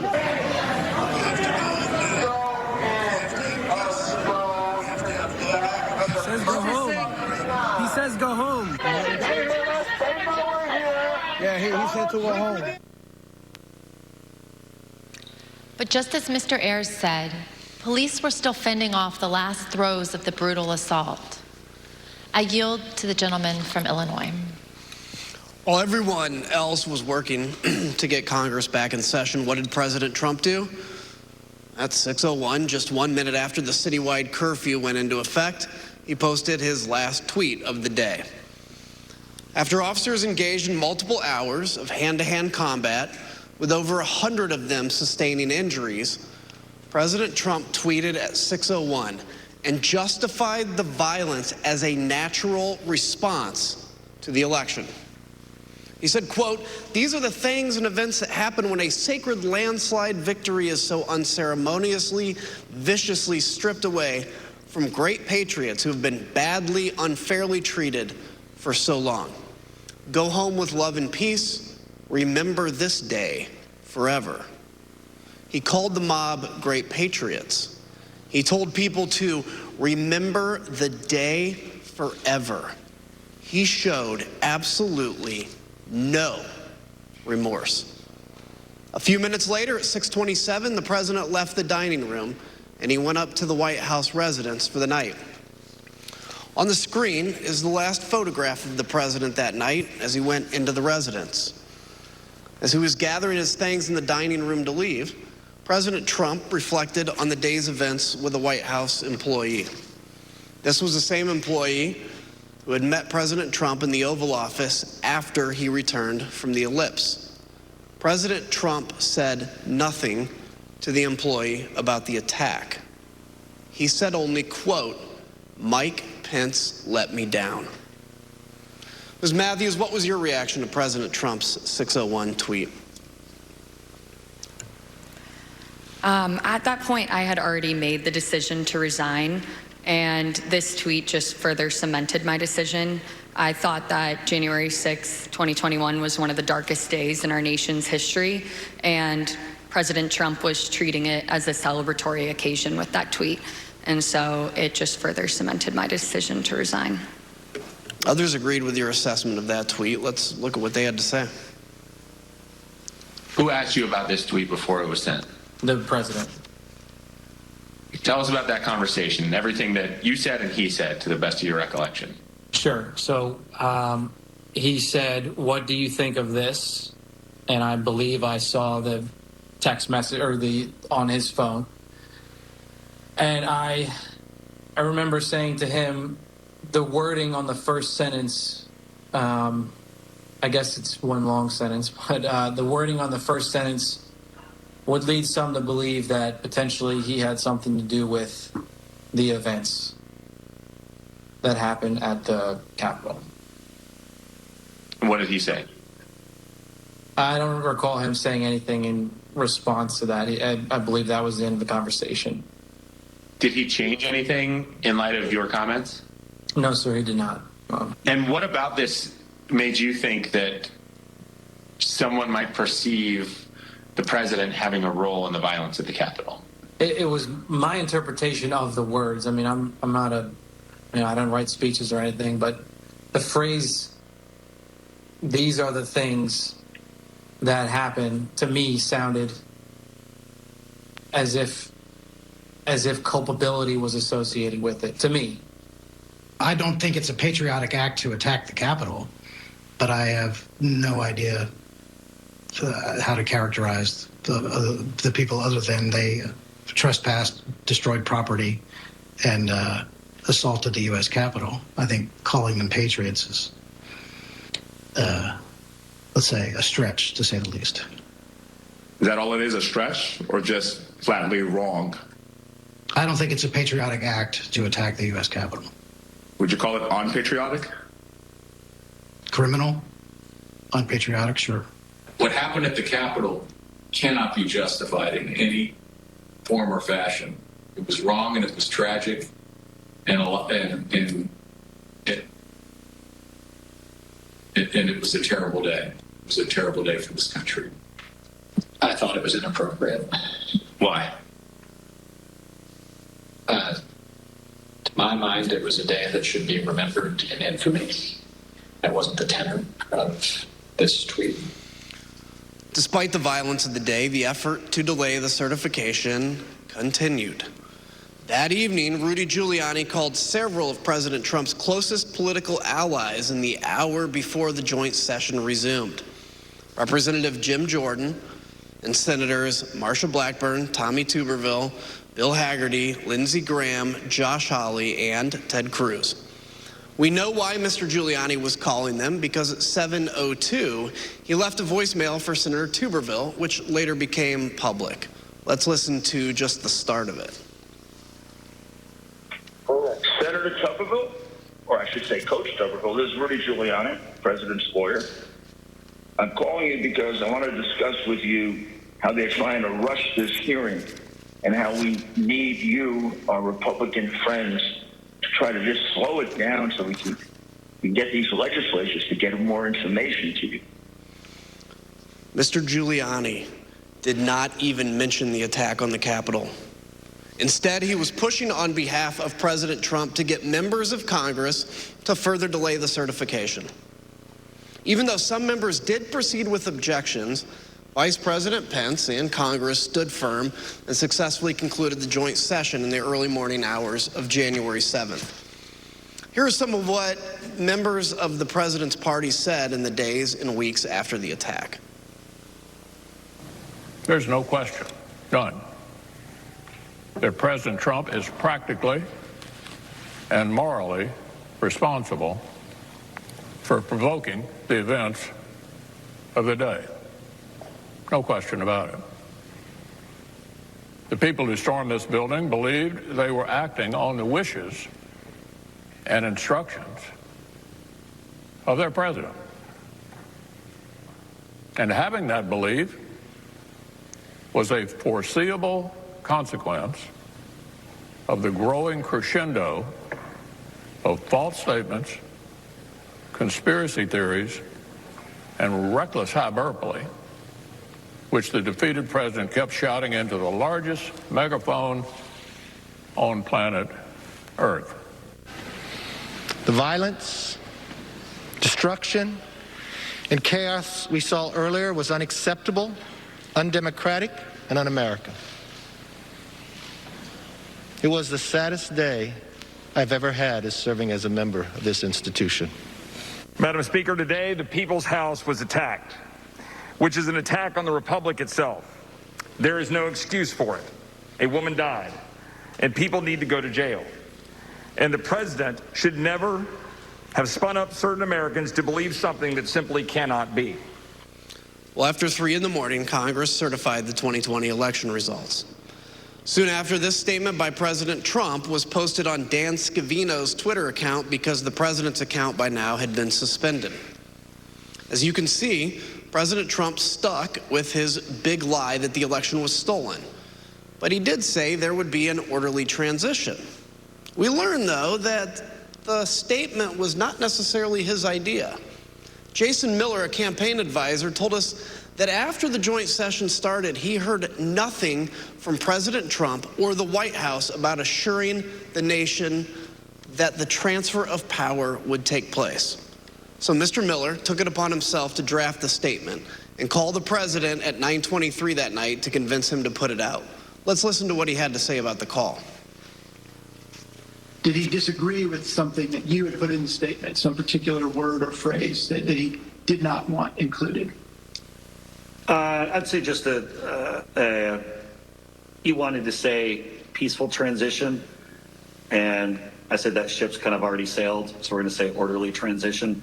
That was about the extent of disagreement or pushback from the conversation. The last person President Trump spoke to by phone that night was Johnny McEntee, his head of personnel. Mr. McEntee told us that they talked about the events of the day and the multiple resignation by administration officials. The decision whether to resign was one that weighed heavily on people in the administration. On the one hand, people like Mr. Pottinger and Ms. Matthews here, as proud as they were to have served, refused to be associated with President Trump's dereliction of duty. But others were sincerely worried that leaving President Trump to his own devices would put the country at continued risk. Listen to what we heard about that tension from Pat Cipollone, from General Mark Milley, and Eugene Scalia, who was the Secretary of Labor. And then after that, some people were resigning, obviously, over January 6th. We know who they were. Did I consider it? Yes. Did I do it? No. Concerned about is if people in the counsel's office left, who would replace me?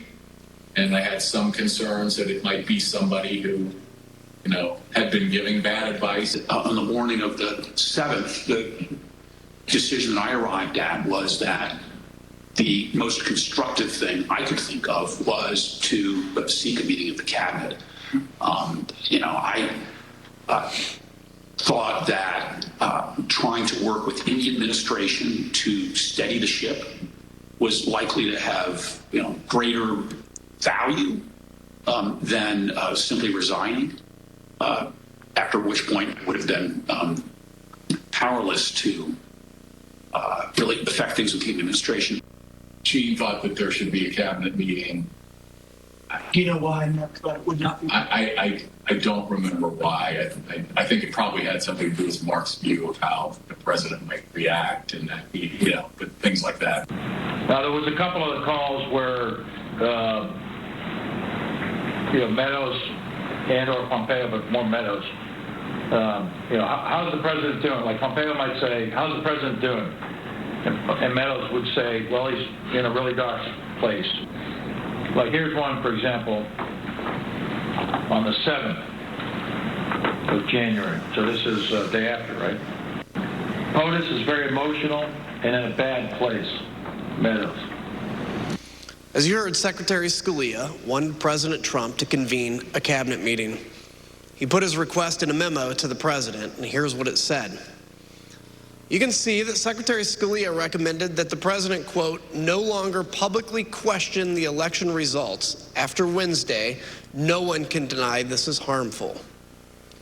Secretary Scalia also highlighted the importance of the public knowing the president would invoke his cabinet in decision-making and not, quote, certain private individuals. Though Secretary Scalia did not say it, he was referring to Rudy Giuliani and the rest to overturn the election. Secretary Scalia, the president needed to do more to reassure the public about the last few weeks of the Trump administration. Mr. Pottinger, when you made the decision to resign, did you walk out of the White House immediately? No, I wanted to first talk to my immediate boss, that was the National Security Advisor, Robert O'Brien. Robert O'Brien was traveling on the 6th. I reached him at about 4:30 p.m. And told him that I was submitting my resignation. He accepted the resignation, but he also asked whether I could stay until he could get back to the White House. And I agreed to that. We both wanted to make sure that I was leaving in a responsible way. We still have foreign adversaries to worry about, hackers, terrorists, nation states, and I did not want to leave my chair empty, given that I was the top national security staffer in the White House. So I ended up staying at my desk through the night. When Robert O'Brien arrived back at the White House the next morning, the morning of the 7th, I debriefed with him and left for the last time. So you and I both share a passion for national security of our country. Can you share with me, what's your view on how January 6th impacted our national security? Well, when you have a presidential transition, even under the best circumstances, it's a time of vulnerability. It's a time of vulnerability. And when you have a contested election, I was certainly concerned that some of our adversaries would be tempted to probe or test U.S. resolve. As an example, in late December, the Iranian government attacked the U.S. embassy in Baghdad. They did that using some of their terrorist proxies. President Trump did handle that. He sent a very clear warning to the Ayatollah and his regime, which I think had a useful effect. I think that we would have handled other threats of that nature, and luckily no other threats materialized before the inauguration on the 20th. But our national security was harmed in a different way by the 6th of January, and that is that it, I think it emboldened our enemies by helping give them ammunition to feed a narrative that our system of government doesn't work, that the United States is in decline. China, the Putin regime in Russia, Tehran, they're fond of pushing those kinds of narratives. And by the way, they're wrong. We've been hearing for the entirety of U.S. history from kings and despots that the United States is in decline, and those kings and despots have been proven wrong every single time. But nonetheless, January 6th helped feed a perception that I think emboldens our adversaries. The other part I think is simply our allies. I heard from a lot of friends in Europe, in Asia, allies, close friends, and supporters of the United States that they were concerned about the health of our democracy. And so I think it's incumbent upon us to put their minds at ease, to put our own hearts at ease by investigating what happened on the 6th and making sure that it never happens again. Look, I've always said democracies are not defined by bad days. They're defined by how they recover from those bad days. And that's what we're doing here, is to bring accountability to that so we can actually come back even stronger than when we went into January 6th. Ms. Matthews, as you left the White House for the last time that night, January 6th, what did you think Americans needed to hear from President Trump? I think that the American people needed to hear and see him publicly commit to a peaceful or at least orderly transition of power. In the aftermath of the Capitol attack, it wasn't just enough for us to ask him to condemn the violence. He needed to agree that he would peacefully transfer power over to the incoming administration, because that's one of our fundamentals and what it means to live in a democracy. And so that evening when I resigned, the resignation statement that I drafted, I referenced this and I said our nation needs a peaceful transfer of power, in hopes that it would put some sort of public pressure on the White House and President Trump to publicly agree to an orderly transition. Thank you. I yield to my friend from Virginia. Thank you, Mr. Kinzinger. The staff who remained at the White House on the morning of January 7th knew the president needed to address the nation again, and they had a speech prepared for him that morning, but he refused for hours to give it. As you heard Cassidy Hutchins testify previously, President Trump finally agreed to record an address to the nation later that evening, the evening of January 7th, because of concerns he might be removed from power under the 25th Amendment or by impeachment.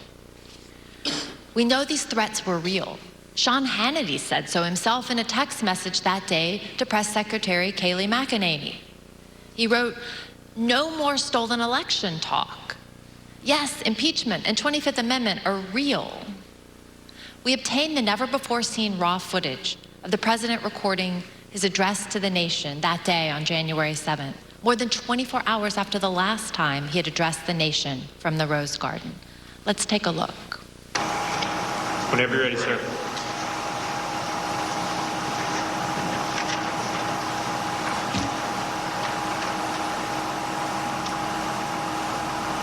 I would like to begin by addressing the heinous attack yesterday, and to those who broke the law, you will pay. You do not represent our movement, you do not represent our country, and if you broke the law, you can't say that. I'm not going to, I already said you will pay. The demonstrators who infiltrated the Capitol have defied the seat of justice. It's defiled, right? See, I can't see it very well. Okay, I'll do this. I'm going to do this. Let's go. But this election is now over. Congress has certified the results. I don't want to say the election's over. I just want to say Congress has certified the results without saying the election's over, okay? But Congress is certified. Now Congress is Yeah, right. Now Congress I didn't say over, so let me see. Go to the paragraph before.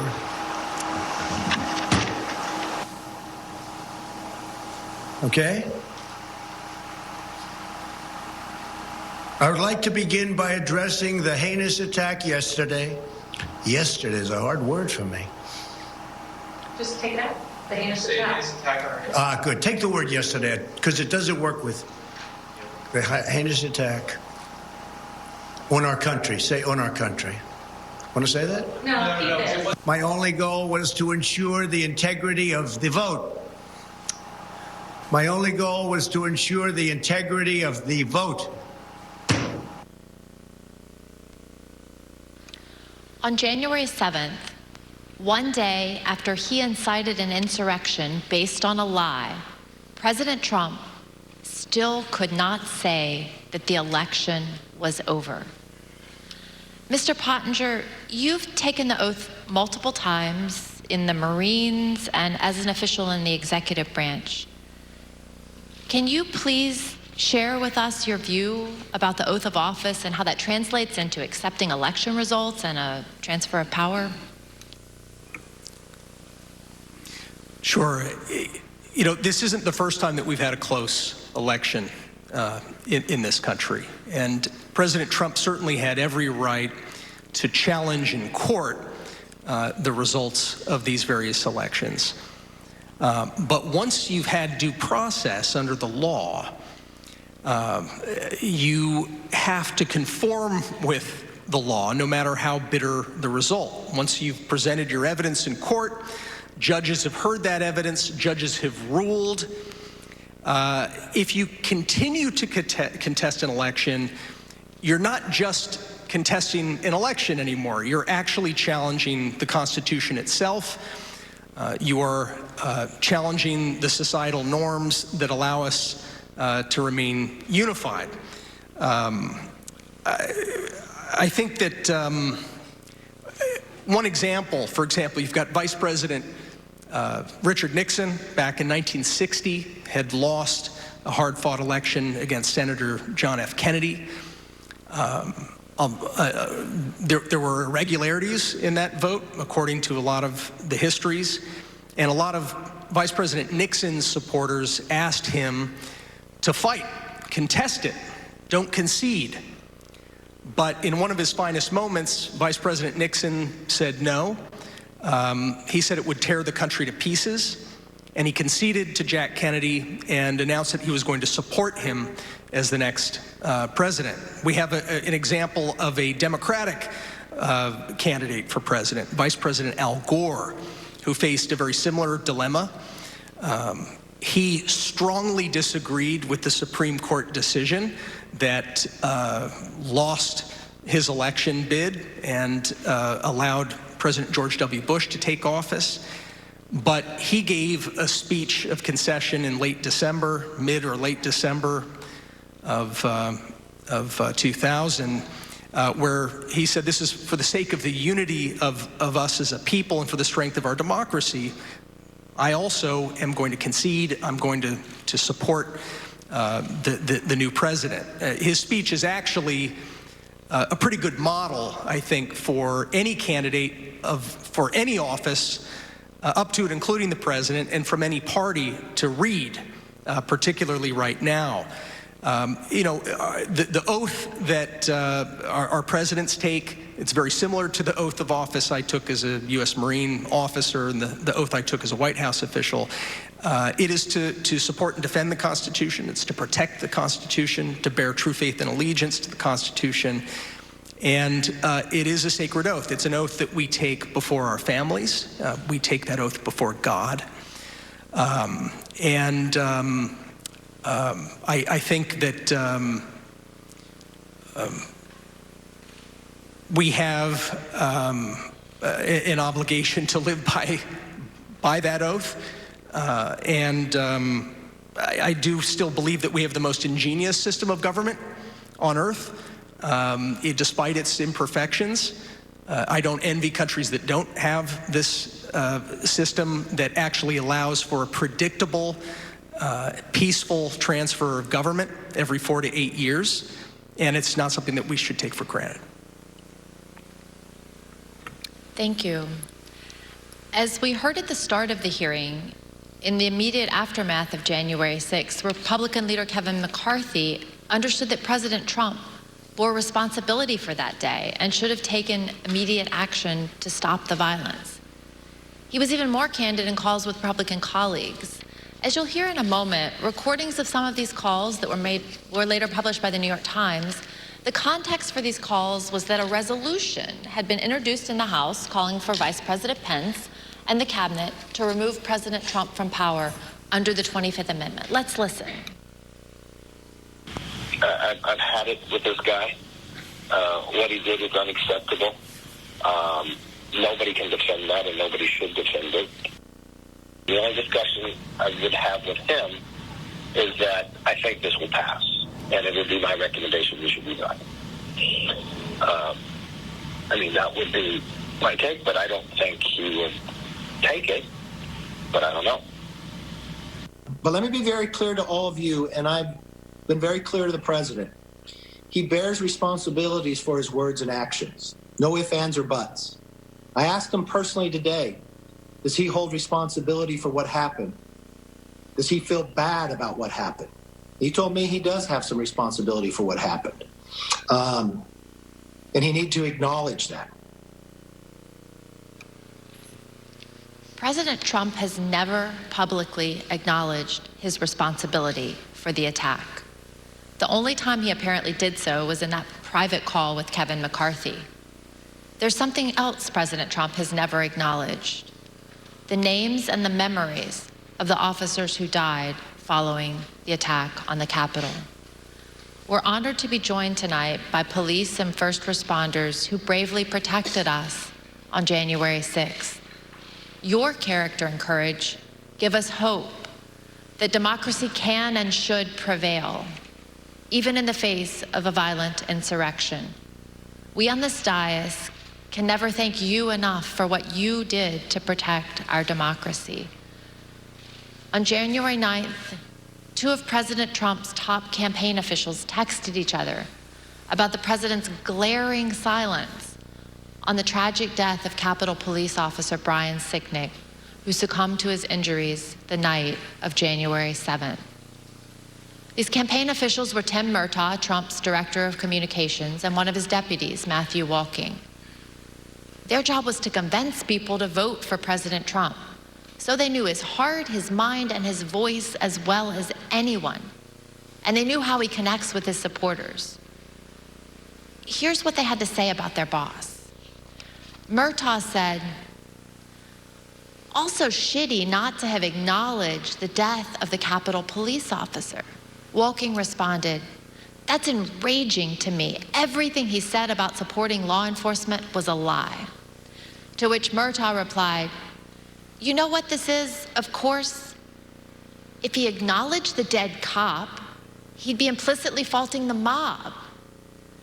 And he won't do that because they're his people." And he would also be close to acknowledging that what he lit at the rally got out of control. No way he acknowledges something that could ultimately be called his fault. No way. President Trump did not then and does not now have the character or courage to say to the American people what his own people know to be true. He is responsible for the attack on the Capitol on January 6th. Thank you, and I yield to the gentleman from Illinois. Thank you, Ms. Luria. Tonight's testimony and evidence is as sobering as it is straightforward.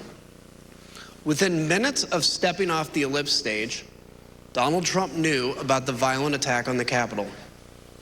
From the comfort of his dining room, he watched on TV as the attack escalated. He sent tweets that inflamed and expressed support for the desire of some to literally kill Vice President Mike Pence. For 3 hours, he refused to call off the attack. Donald Trump refused to take the urgent advice he received that day. Not from his political opponents or from the liberal media, but from his own family, his own friends, his own staff, and his own advisors. In the midst of an attack, when there was no time for politics, the people closest to Trump told him the truth. It was his supporters attacking the Capitol, and he alone could get through to them. So they pled for him to act, to place his country above himself. Still, he refused to lead and to meet the moment to honor his oath. It was only once the vice president and the members of Congress were in secure locations and the officers defending the Capitol began to turn the tide that then President Trump engaged in the political theater of telling the mob to go home. And even then, he told them all they were special and that he loved them. Whatever your politics, whatever you think about the outcome of the election, we as Americans must all agree on this. Donald Trump's conduct on January 6th was a supreme violation of his oath of office and a complete dereliction of his duty to our nation. It is a stain on our history. It is a dishonor to all those who have sacrificed and died in service of our democracy. When we present our full findings, we will recommend changes to laws and policies to guard against another January 6th. The reason that's imperative is that the forces Donald Trump ignited that day have not gone away.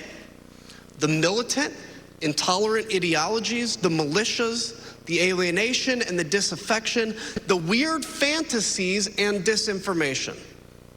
They're all still out there, ready to go. That's the elephant in the room. But if January 6th has reminded us of anything, I pray it has reminded us of this. Laws are just words on paper. They mean nothing without public servants dedicated to the rule of law and who are held accountable by a public that believes oaths matter more than party tribalism or the cheap thrill of scoring political points. We, the people, must demand more of our politicians and ourselves. Oaths matter. Character matters. Truth matters. If we do not renew our faith and commitment to these principles, this great experiment of ours, our shining beacon on a hill, will not endure. I yield to the gentlewoman from Virginia. Thank you, Mr. Kinzinger. Throughout our hearings, we've provided many facts and painted a vivid picture of the events of January 6th. The violence, the human toll, both emotional and physical, including the tragic loss of life. The threats to our Constitution, the rule of law, and the danger to this nation, a nation we all love as Americans. In tonight's hearing, we've gone into great detail about the events inside the White House on January 6th.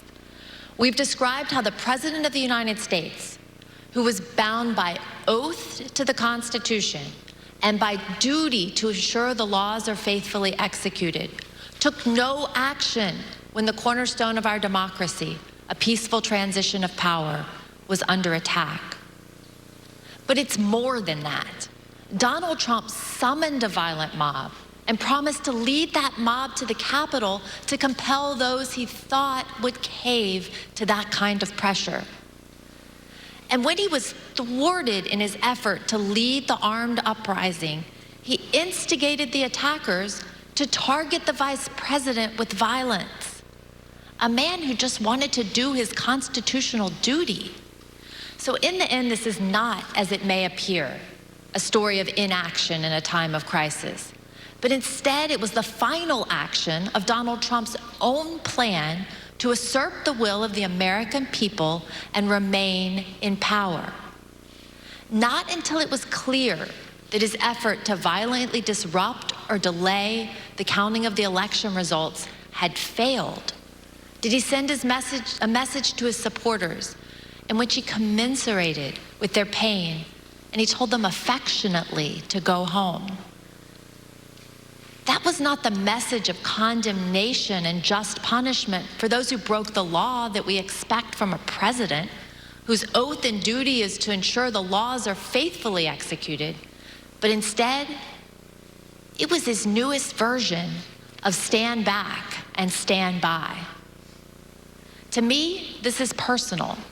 I first swore an oath to support and defend the Constitution against enemies foreign and domestic when I entered the U.S. Naval Academy at age 17. I spent 2 decades on ships at sea, defending our nation from known and identifiable foreign enemies who sought to do us harm. I never imagined that that enemy would come from within. I was not as prescient as Abraham Lincoln, who 23 years before the Civil War said, "If destruction be our lot, we must ourselves be its author and its finisher." Donald Trump was the author, and we the people, for ourselves and our posterity, should not let Donald Trump be the finisher. Thank you, and I yield to the Vice Chair. Thank you very much, Mrs. Luria. I want to thank our witnesses for joining us today. The members of the Select Committee may have additional questions for today's witnesses, and we ask that you respond expeditiously in writing to those questions. Without objection, members will be permitted 10 business days to submit statements for the record, including opening remarks and additional questions from our witnesses. I'd now like to turn things to Chairman Thompson for a few closing words. The members of the committee and I appreciate and thank all persons who've come forward voluntarily to provide information to help protect our democracy. And our work continues. As we've made clear throughout these hearings, our investigation is going forward. We continue to receive new information every day. We are pursuing many additional witnesses for testimony. We will reconvene in September to continue laying out our findings to the American people and pushing for accountability. In the first hearing of this series, I asked the American people to consider the facts and judge for themselves. The facts are clear and unambiguous. I thank the American people for their attention over the past several weeks. I wish you all a pleasant evening. And let me again thank our witnesses today. We've seen bravery and honor in these hearings, and Ms. Matthews and Mr. Pottinger, both of you will be remembered for that, as will Cassidy Hutchinson. She sat here alone, took the oath, and testified before millions of Americans.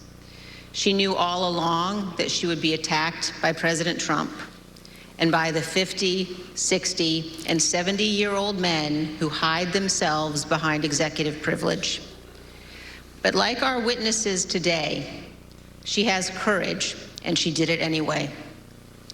Cassidy, Sarah, and our other witnesses, including Officer Caroline Edwards, Shay Moss, and her mother, Ruby Freeman, are an inspiration to American women and to American girls. We owe a debt to all of those who have and will appear here. And that brings me to another point. This committee has shown you the testimony of dozens of Republican witnesses, those who served President Trump loyally for years. The case against Donald Trump in these hearings is not made by witnesses who were his political enemies.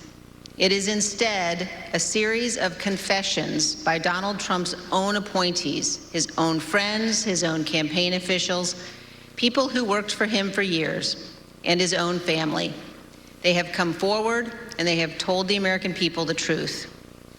And for those of you who seem to think the evidence would be different if Republican leader McCarthy had not withdrawn his nominees from this committee, let me ask you this. Do you really think Bill Barr is such a delicate flower that he would wilt under cross-examination? Pat Cipollone, Eric Hirschman, Jeff Rosen, Richard Donahue, of course they aren't. None of our witnesses are. At one point in 2016, when he was first running for office, Donald Trump said this: "I could stand in the middle of Fifth Avenue and shoot somebody, and I wouldn't lose any voters." That quote came to mind last week when audio from Trump advisor Steve Bannon surfaced from October 31st, 2020, just a few days before the presidential election. Let's listen. And what Trump's going to do is just declare victory, right? He's going to declare victory. But that doesn't mean he's the winner. He's just going to say he's the winner. The Democrats, more of our people vote early that count. Theirs voted mail. And so they're going to have a natural disadvantage, and Trump's going to take advantage of it. That's our strategy. He's going to declare himself a winner. So when you wake up Wednesday morning, it's going to be a firestorm. Also, if Trump is losing by 10 or 11 o'clock at night, it's going to be even crazier. No, because he's going to sit right there and say they stole it. If Biden's winning, Trump is going to do some crazy shit. And of course, 4 days later, President Trump declared victory when his own campaign advisors told him he had absolutely no basis to do so. What the new Steve Bannon audio demonstrates is that Donald Trump's plan to falsely claim victory in 2020, no matter what the facts actually were, was premeditated. Perhaps worse, Donald Trump believed he could convince his voters to buy it, whether he had any actual evidence of fraud or not.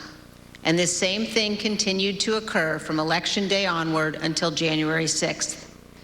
Donald Trump was confident that he could convince his supporters the election was stolen, no matter how many lawsuits he lost, and he lost scores of them. He was told over and over again in immense detail that the election was not stolen. There was no evidence of widespread fraud. It didn't matter. Donald Trump was confident he could persuade his supporters to believe whatever he said, no matter how outlandish, and ultimately that they could be summoned to Washington to help him remain president for another term. As we showed you last week, even President Trump's legal team, led by Rudy Giuliani, knew they had no actual evidence to demonstrate the election was stolen. Again, it didn't matter. Here's the worst part. Donald Trump knows that millions of Americans who supported him would stand up and defend our nation were it threatened. They would put their lives and their freedom at stake to protect her. And he is preying on their patriotism. He is preying on their sense of justice. And on January 6th, Donald Trump turned their love of country into a weapon against our Capitol and our Constitution. He has purposely created the false impression that America is threatened by a foreign force controlling voting machines, or that a wave of tens of millions of false ballots were secretly injected into our election system, or that ballot workers have secret thumb drives and are stealing elections with them. All complete nonsense. We must remember that we cannot abandon the truth and remain a free nation. In late November of 2020, while President Trump was still pursuing lawsuits, many of us were urging him to put any genuine evidence of fraud forward in the courts and to accept the outcome of those cases.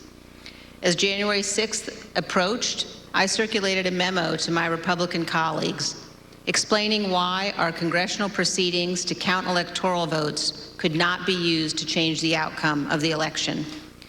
But what I did not know at the time was that President Trump's own advisors, also Republicans, also conservatives, including his White House counsel, his Justice Department, his campaign officials, they were all telling him almost exactly the same thing I was telling my colleagues. There was no evidence of fraud or irregularities sufficient to change the election outcome. Our courts had ruled. It was over. Now we know that it didn't matter what any of us said, because Donald Trump wasn't looking for the right answer legally or the right answer factually. He was looking for a way to remain in office. Let's put that aside for a moment and focus just on what we saw today. In our hearing tonight, you saw an American president faced with a stark and unmistakable choice between right and wrong. There was no ambiguity, no nuance. Donald Trump made a purposeful choice to violate his oath of office, to ignore the ongoing violence against law enforcement, to threaten our constitutional order. There is no way to excuse that behavior. It was indefensible. And every American must consider this. Can a president who is willing to make the choices Donald Trump made during the violence of January 6th ever be trusted with any position of authority in our great nation again? In this room, in 1918, the Committee on Women's Suffrage convened to discuss and debate whether women should be granted the right to vote. This room is full of history, and we on this committee know we have a solemn obligation not to idly squander what so many Americans have fought and died for. Ronald Reagan's great ally, Margaret Thatcher, said this: "Let it never be said that the dedication of those who love freedom is less than the determination of those who would destroy it." Let me assure every one of you this: our committee understands the gravity of this moment, the consequences for our nation. We have much work yet to do, and we will see you all in September. I request those in the hearing room remain seated until the Capitol Police have escorted witnesses and members from the room. Without objection, the committee stands adjourned. A 2-hour and 45-minute session of this is the 9th hearing by the January 6th committee, now adjourned for the night, ending with Liz Cheney, Republican Congresswoman, with an impassioned plea and message for those who would support Donald Trump. She's simply saying to them that he abused their patriotism and love of country on what happened on January 6th. Some of else what we've learned in the second half of the proceedings. There was detailed testimony about the intense efforts by White House officials to get President Trump to condemn the violence as it was unfolding at the Capitol. They revealed efforts from outside the White House as well, from Republican leader Kevin McCarthy, the president's son, Don Jr., even Fox News personalities. They also played out outtakes of President Trump's speech on January 7th, where he refused to say the election was over. Let's play some of that. I would like to begin by addressing the heinous attack yesterday, and to those who broke the law, you will pay. You do not represent our movement. You do not represent our country. And if you broke the law, you can't say that. I'm not going to, I already said you will pay. The demonstrators who infiltrated the Capitol have defied the seat of justice. It's defiled, right? See, I can't see it very well. Okay, I'll do this. I'm going to do this. Let's go. But this election is now over. Congress has certified the results. I don't want to say the election's over. I just want to say Congress has certified the results without saying the election's over, okay? But Congress is certified. Now Congress is Yeah, right. Now Congress I didn't say over, so let me see. Go to the paragraph before. So that's some of the material we had not seen before, the outtakes of the president on the day after the Capitol riot, obviously having difficulty saying the message that he wanted at that particular moment. Let's bring back Chuck Todd, moderator of Meet the Press and political director for NBC News, senior Washington correspondent Hallie Jackson, and NBC News Washington correspondent Yamiche Alcindor. Hallie, I'll begin with you. Why don't we start where it ended? With Liz Cheney and what was really an eloquent speech. Making really the closing argument for this set of hearings and where the mission goes from here. This was a really passionate speech from the vice chair. She has given these statements before, she's given closings before, but this one felt like she was putting her message there for Americans to pick up, right? She didn't, Chuck, you made this point, I think, during this hearing, and it's a good one. She didn't blame Donald Trump's supporters, right? She blamed Donald Trump for taking advantage of them, for preying on them. She made this gender point, and it's something that has been important to her, that it's these, I think she said, 50, 60, 70-year-old men who are going and lying about the election and pushing these fraud lies, and it's women like Cassidy Hutchinson, like Sarah Matthews, who we saw tonight, like the people who worked on elections in Georgia who came forward, women who can be examples to women and girls in this country. And she clearly laid out the stakes as we look forward as to why Donald Trump is not fit, in her view, to ever hold any position of authority ever again. This was, I think, an important closing message for her for now. She did the cliffhanger thing. She's done this before at other hearings and kind of said, hey, we'll see you again in a couple of months. But you know, if anybody didn't catch any of the hearings, listen to that, right? Listen to that 2.5 minutes, and you have a pretty good sense of where things stand. Yamiche, what else could there be? We heard, obviously, the sessions will pick up again in the fall. What's left to make the case that this committee is trying to make, keeping in mind this is not a legal proceeding or an impeachment, it is simply a hearing?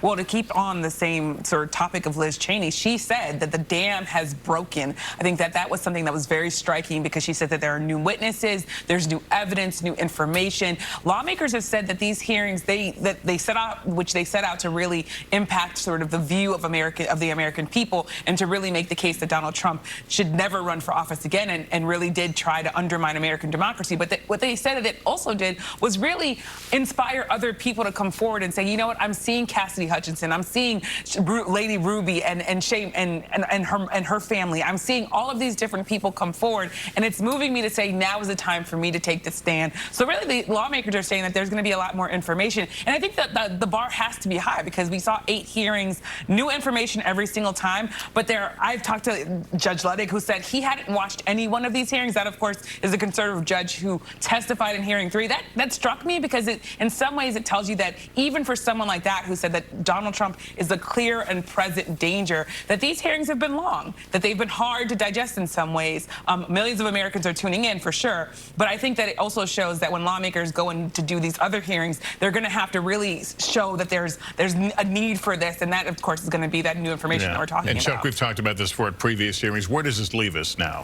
Well, look, I continue to look. There's sort of, we have the legal path here, and it's what is the Justice Department going to do? And by the way, that is going to take probably another year or so. This is not something that is just going to be, and I still can't fathom how they do this without a special counsel. I'll just be honest. I don't see how they doesn't eventually, because of the political overtones? Because of the political overtones, especially with what the former president's trying to do.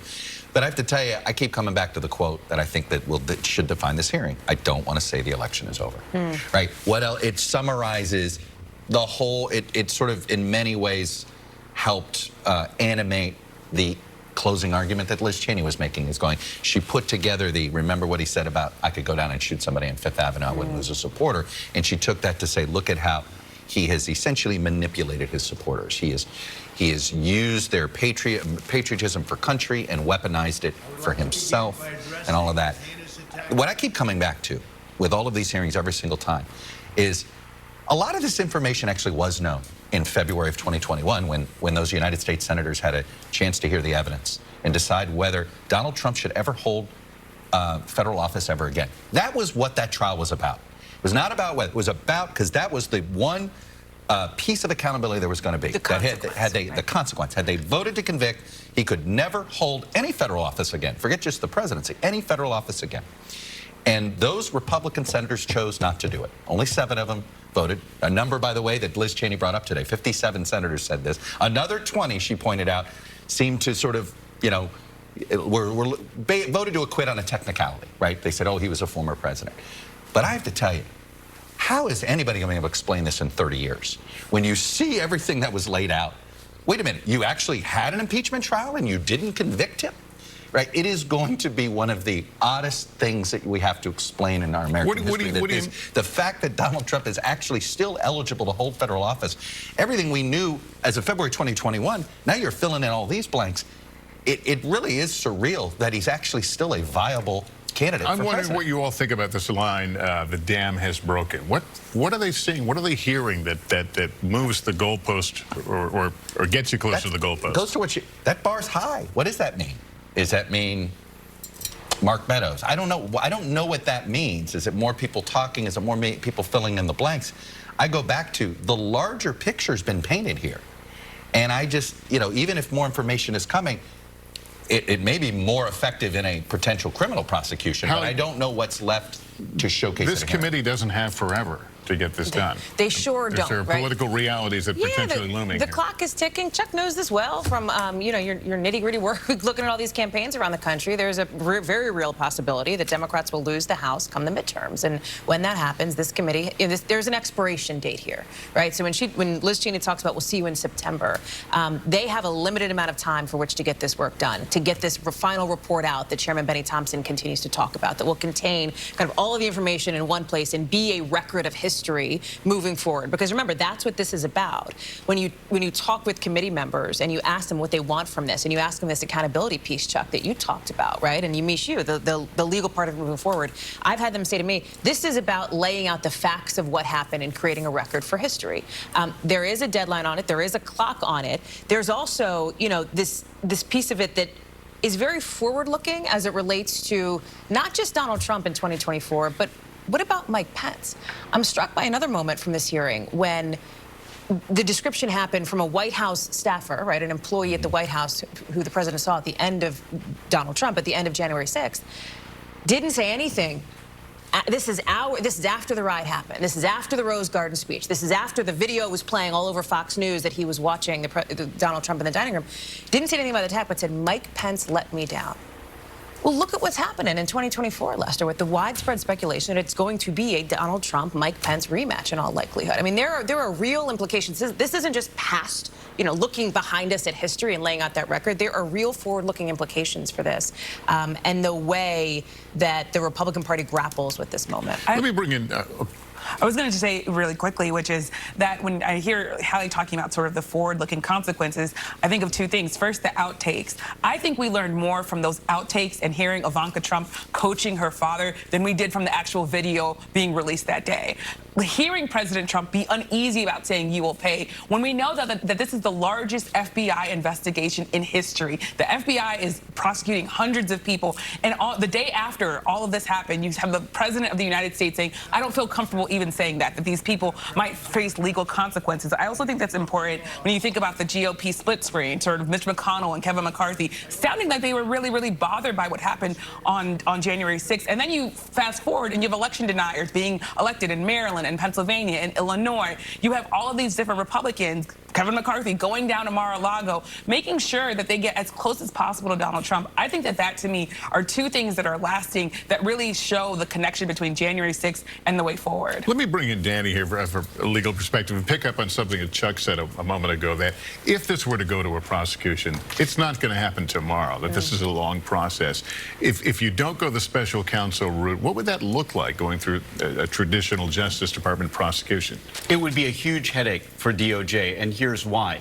Because the DOJ is watching, like everybody else, this committee process, if they come in and start prosecuting after the committee finishes its work, then they will forever be concerned about this being labeled a political prosecution. And that is something that Merrick Garland and Justice want to avoid above all. They really want to keep the idea that this was something that the committee handed to them and they were essentially a puppet of this committee. So they're not really controlling the tempo right now. They are not at all. And in fact, we have to believe that they are conducting their own investigation. And that's actually my big question throughout this is, where has DOJ been? Are they secretly in possession of all of this information and we don't know it, because they could be? Or are they really just taking their cues from the evidence that we're seeing? Are they seeing what we're seeing for the first time as we see it? We haven't live? talked much about civil litigation. Was there anything you heard in tonight's proceedings, or any of them, that could represent civil cases? It is a much lighter burden of proof to bring a civil case. And of course, the decision to sue for money is not made by an institutionalist like Merrick Garland. It's made by a plaintiff's attorney, of which I am one myself. And that decision is an easier one to make. You throw it against the wall and you see what sticks. You get to depose Trump?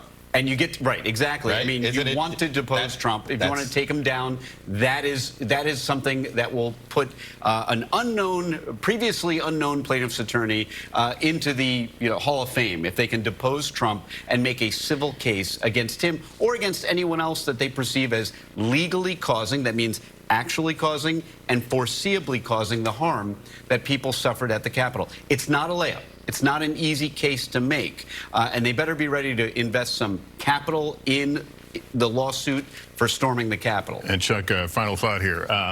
Changing any minds either way? Look, in public opinion, I think you're seeing, I go back, I've used this metaphor before and I'll continue with it. It's an erosion in a riverbed. It's hard to see in the moment, but then all of a sudden you lift up in 3 months and go, wow, but Trump's numbers are still kind of stagnant. They're still not. Look, the reason why Democrats are have a boxer's chance in these midterms is because of all of this and Donald Trump, and because of his. So it is having some political ripple effect here. But look, at the end of the day, to me, these hearings, you'll judge them as success or failure based on whether Donald Trump ever holds office again. Well, there will be a lot more conversations following this hearing and the hearings we've seen all summer. And again, they're going to be back in the fall. Where that leads, we will find out, I guess. That concludes our coverage. We'll have much more tomorrow morning on Today. For all of us at NBC News, I'm Lester Holt. Thank you for watching, and good night, everyone.